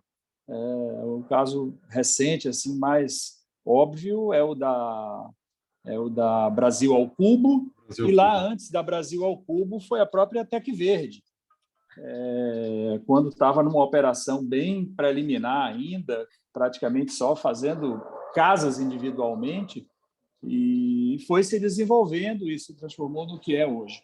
Então, eu acho que foi uma apresentação muito boa e eu desejo a Paulo e a equipe da Aratal, aos seus sócios e todos que estão envolvidos aí, todo sucesso. E lembrando sempre que esse sucesso depende de muitas mãos chegando juntos também, né? Então, quem tiver interesse deve procurar o Paulo e conversar, discutir, colocar a sua visão de sua empresa, de como é que pode se desenvolver nessa área e ouvir dele, da equipe dele lá também, como é que podem colaborar, contribuir juntos para esse desenvolvimento. Então, mais uma vez, muito obrigado e sucesso para vocês aí, Paulo. Boa sorte para vocês e sucesso mesmo. Muito obrigado, Galindo. Foi um prazer estar com vocês. Eu agradeço o convite do Carlos Bonfim. É uma grande satisfação. A gente tem prazer em trocar experiências.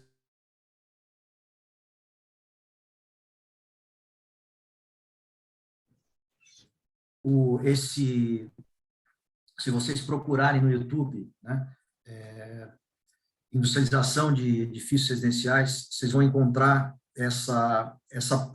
esse evento do Sinduscon São Paulo e das BEA São Paulo, lá de agosto do ano passado, onde a gente fala sobre toda essa questão da produtividade de uma forma mais ampla, com mais dados, com mais informações, com mais tempo, né? E talvez fosse legal vocês olharem para isso, e acredito que nesse caminho para a industrialização, de repente, explorar um pouco conteúdos como esse aí, um evento com essa tipologia, né, com outros players, né, com outros profissionais, né, para ter visões diferentes da construção off-site, modular, né, poderia ser interessante para vocês, né? Lá nesse evento do Sinduscon São Paulo, o Brasil Viável também se fez representado, né, foi lá contar o que está fazendo. Então, de repente, poderia ser uma experiência mais ampla nesse trabalho de disseminação da industrialização, dos caminhos, etc., que, obviamente, já está no DNA de vocês. Muito sucesso nessa caminhada, gente. Estou aqui à disposição. Obrigado, viu, Paulo? Excelente contribuição hoje na reunião do nosso GT. Muitas pessoas aqui parabenizando a apresentação, alguns também aqui destacando que têm interesse em estabelecer contato. A gente tem aqui o Cristóvão, que é professor da Universidade Estadual de Feira de Santana, que também transmitiu a live lá durante a aula dele de Tecnologia das Construções 2, e ele representa a Estação 1, aí junto ao Sinduscon, e que já disse que tem interesse também. Então, é uma iniciativa que realmente depende da força de vontade de fazer acontecer, né? O Fábio Camargo destaca também aí a importância entre essa relação e o comparativo de custos entre a construção tradicional e a modular, entendendo que cabe a nós, profissionais do segmento, gerar e mostrar o valor ao cliente final. Então, aqui o Sebastião também parabeniza e agradece a explanação também, a Ana Gabriela também. E é isso, Paulo, parabéns pela apresentação. Grande contribuição que vai ficar na história do nosso GT aí. Certamente, outras ações poderão te trazer novamente aí com outros temas e outras conexões, como você colocou aí, para que a gente possa discutir mais aspectos também relacionados à produtividade e avançar nessa agenda aqui no nosso estado. Bom, muito obrigado. Foi um grande prazer e estarei sempre à disposição de vocês. Sucesso, Bom, gente. ótimo. Bom, fim, antes de encerrar, e enquanto o Paulo ainda está na nossa reunião, eu queria dar uma palavrinha para todos que estão aqui na nossa reunião, que é o seguinte: existe um projeto da CEBIC com o Senai Nacional e o Senai Cimatec, que é um projeto chamado Métodos Modernos de Construção. E aqui no Sinduscom Bahia, nós estamos empenhados em gerar um projeto, uma iniciativa de empresas da construção, junto ao Senai Cimatec, para desenvolver uma tecnologia, um projeto de tecnologia. Então, isso é um projeto do Sinduscom Bahia para este ano. E o que nós estamos querendo é desenvolver um projeto voltado justamente, Paulo, para a questão das fachadas. Surgiu uma dor recente aqui em algumas empresas que optaram por fazer fixação de porcelanato em fachadas ventiladas, quanto à fixação, os elementos de fixação dessas peças de porcelanato. Então, isso foi considerado uma espécie de um calcanhar de Aquiles por essas empresas que utilizaram essa tecnologia. E elas mostraram interesse em reuniões nossas aqui no Sinduscom de desenvolver uma solução, de buscar uma solução mais adequada, vamos dizer assim, para esse tipo de fachada ventilada. Então, a gente vai marcar uma data para uma reunião com a presença do Carlos Bonfim e vamos convidar os associados aqui, as empresas associadas que tenham interesse, para vir a formar um consórcio. O objetivo, a forma como se executa esse projeto do MMC, do Métodos Modernos de Construção, é através de um consórcio de empresas. Podem ser empresas construtoras, podem ser empresas fabricantes, podem ser laboratórios, podem ser qualquer entidade, qualquer agente da cadeia produtiva da construção, mas, em princípio, construtoras. Startups também, mas, em princípio, construtoras minimamente interessadas, porque são consumidoras da solução. Então, o objetivo é formar um pequeno consórcio de empresas, 3, 4, 5, 6, 10, o que for possível, para que montem esse projeto junto com o Senai Cimatec. Isso vai estar inserido dentro desse convênio CEBIC, Senai Nacional, Senai Cimatec. As empresas vão ter um pequeno custo para financiar esse projeto e uma parte do custo vai vir de recursos da Embrapi, não é isso, Bonfim? Recursos destinados à inovação na indústria. Então, uma parte são os próprios interessados que aportam, outra parte maior vem da Embrapi, do Sistema de Financiamento da Inovação na Indústria. E, com isso, então, essas empresas se tornariam proprietárias de uma solução, sócias de uma solução, daí elas podem ser as únicas consumidoras da solução, ou podem, quem sabe, constituir uma outra empresa para ser esta empresa a dona dessa patente, a dona desse produto, desse processo, e venderem ao mercado de todo o país essa solução. Então, o objetivo é gerar uma tecnologia, gerar um produto inovador para uma questão que está sendo apontada hoje aqui em Salvador como uma questão importante, como um calo, vamos dizer assim, na execução de fachadas ventiladas. Salvador, você sabe, Paulo, tem muito problema de maresia, né? Muito problema de oxidação de elementos metálicos, e a gente precisa ter muita segurança, né, nessas peças que vão ficar lá por trás da fachada. Você não vê essas peças ao longo do tempo, mas elas podem estar tendo qualquer problema de corrosão ou qualquer coisa desse tipo, e isso, a longo prazo, ser um problema gigante para o incorporador. Então, eu queria só dar esse alerta. A gente vai enviar o convite para todas as associadas do Sinduscom Bahia, a gente vai lembrar também, vai enviar o convite aqui no GT, e a intenção é que as empresas que estejam interessadas em desenvolver essa tecnologia e serem sócias dessa solução, que elas, então, venham para uma reunião que a gente vai marcar o dia, a hora e vai comunicar para que a gente possa dar o pontapé inicial desse projeto. Então, essa foi só para Paulo ver também que a gente está engajado em dar um ponto de partida bem específico com um projeto aqui, mas podem surgir N projetos, e, Paulo, isso está aberto a todo o Brasil, não é aqui da Bahia, não. Isso é um convênio da CEBIC, da Câmara Brasileira da Indústria da Construção, com o Senai Nacional, e que tem como parceiro executor de tecnologia o Senai Cimatec, e porque o Senai Cimatec está aqui na Bahia, o Sinduscom Bahia está entrando como interveniente, como exemplo de um Sinduscom que está atento, está olhando por esse projeto. Mas está aberto a construtoras e empresas de todo o Brasil. Então, se você tiver conhecimento, souber de alguma questão específica que dependa de desenvolvimento tecnológico de uma solução ou de uma tecnologia, isso pode ser executado através desse projeto. A gente sabe que existem projetos semelhantes aí em São Paulo, da própria USP, do IPT, do governo do estado de São Paulo, mas temos esse projeto aqui que é voltado para as construtoras de todo o Brasil e que está ancorado aqui no Senai Cimatec, e ainda não temos o primeiro projeto. Então, queremos aqui na Bahia gerar o primeiro projeto, mas, repetindo, está aberto para todo o Brasil. Se você tiver conhecimento de alguém que queira se interessar em desenvolver alguma solução, 2, 3 ou 4 empresas em consórcio, isso é perfeitamente viável. Aí o Carlos Bonfim é a pessoa. Excelente, excelente. Deixa eu tomar mais um minuto de vocês, porque isso é importante. Primeiro, parabéns, excelente.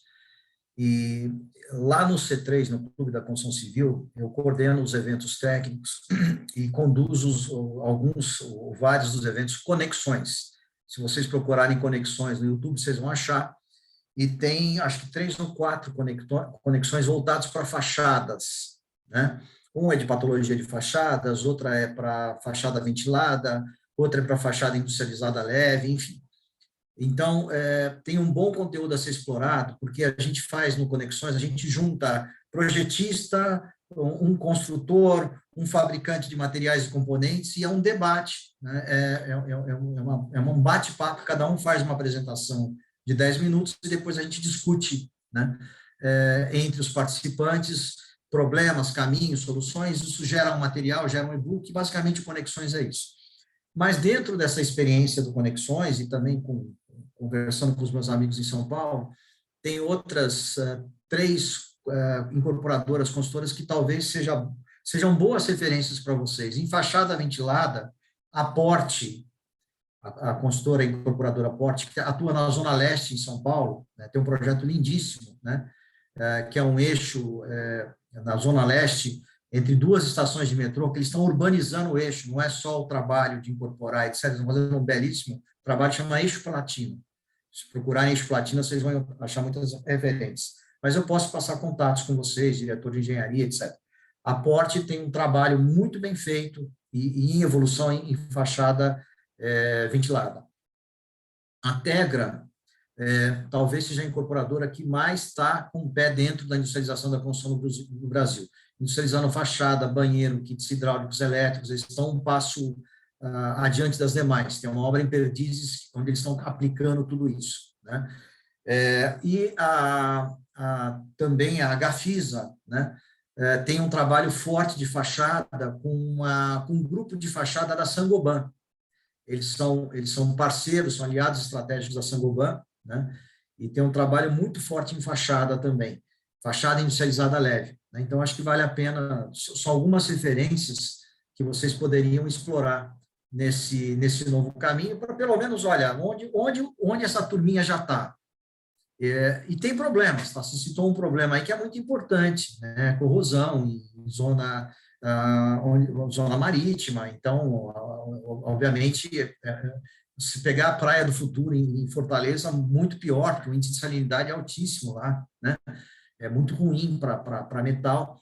Mas tem outras questões, que uma delas saiu, inclusive, de uma reflexão minha nessa história de fachada ventilada e fachada industrializada, porque os elementos de fixação, o Jorge conhece bem isso, mas os elementos de fixação não é só a questão da preocupação com o metal, né? Quando você usa ancoragem química, né, que pode ser feita com epóxi ou com poliéster, não importa, né? Se você tiver um incêndio no prédio, a norma não prevê, não tem norma que prevendo nada para isso, né? Mas quando você chega aí a perto de 100 graus, essa resina ela deixa de ter função estrutural, né? Isso pode gerar problemas seríssimos aí de elementos de fachada caindo de altura, etc. Numa situação de incêndio, né? Você já está lá com uma situação dramática de tirar a gente do prédio, o bombeiro perto, trabalhando, etc. Então, enfim, são questões que a gente tem que se aprofundar, né? Não só entendendo qual é a tendência lá fora, o que já existe de normalização, de discussão, etc., mas tem pontos importantes, como vocês estão levantando da corrosão, tem a questão da ancoragem química também. Beleza. Bom, a conversa é boa e o assunto é extenso. Tá? A gente pode passar a manhã inteira aqui fazendo um bate-bola, vai estar sempre complementando. Aí o horário apertou. Paulo, incrível, viu? Muito bom. E sua disponibilidade, acima de tudo, né? Essa simpatia, essa disponibilidade, está aqui sempre respondendo, complementando, e isso é muito importante. A gente precisa de mais pessoas engajadas. A industrialização, ela é, sem sombra de dúvidas, um caminho que perpassa por uma mudança cultural, e a gente precisa de mais multiplicadores assim, engajados, igual a Paula aí. Galindo eu nem falo, porque Galindo é engajamento puro aqui da Bahia. Então, é isso aí, gente. Muito obrigado aos que puderam ficar com a gente até o final, participando da nossa live. Muito bom, gente. Obrigado. Um grande abraço para vocês e sucesso. Um abraço, pessoal. Tchau, tchau. Obrigado a todos. Bom dia. Tchau. Obrigado, Paulo. Obrigado, Bonfim. Tchau, tchau.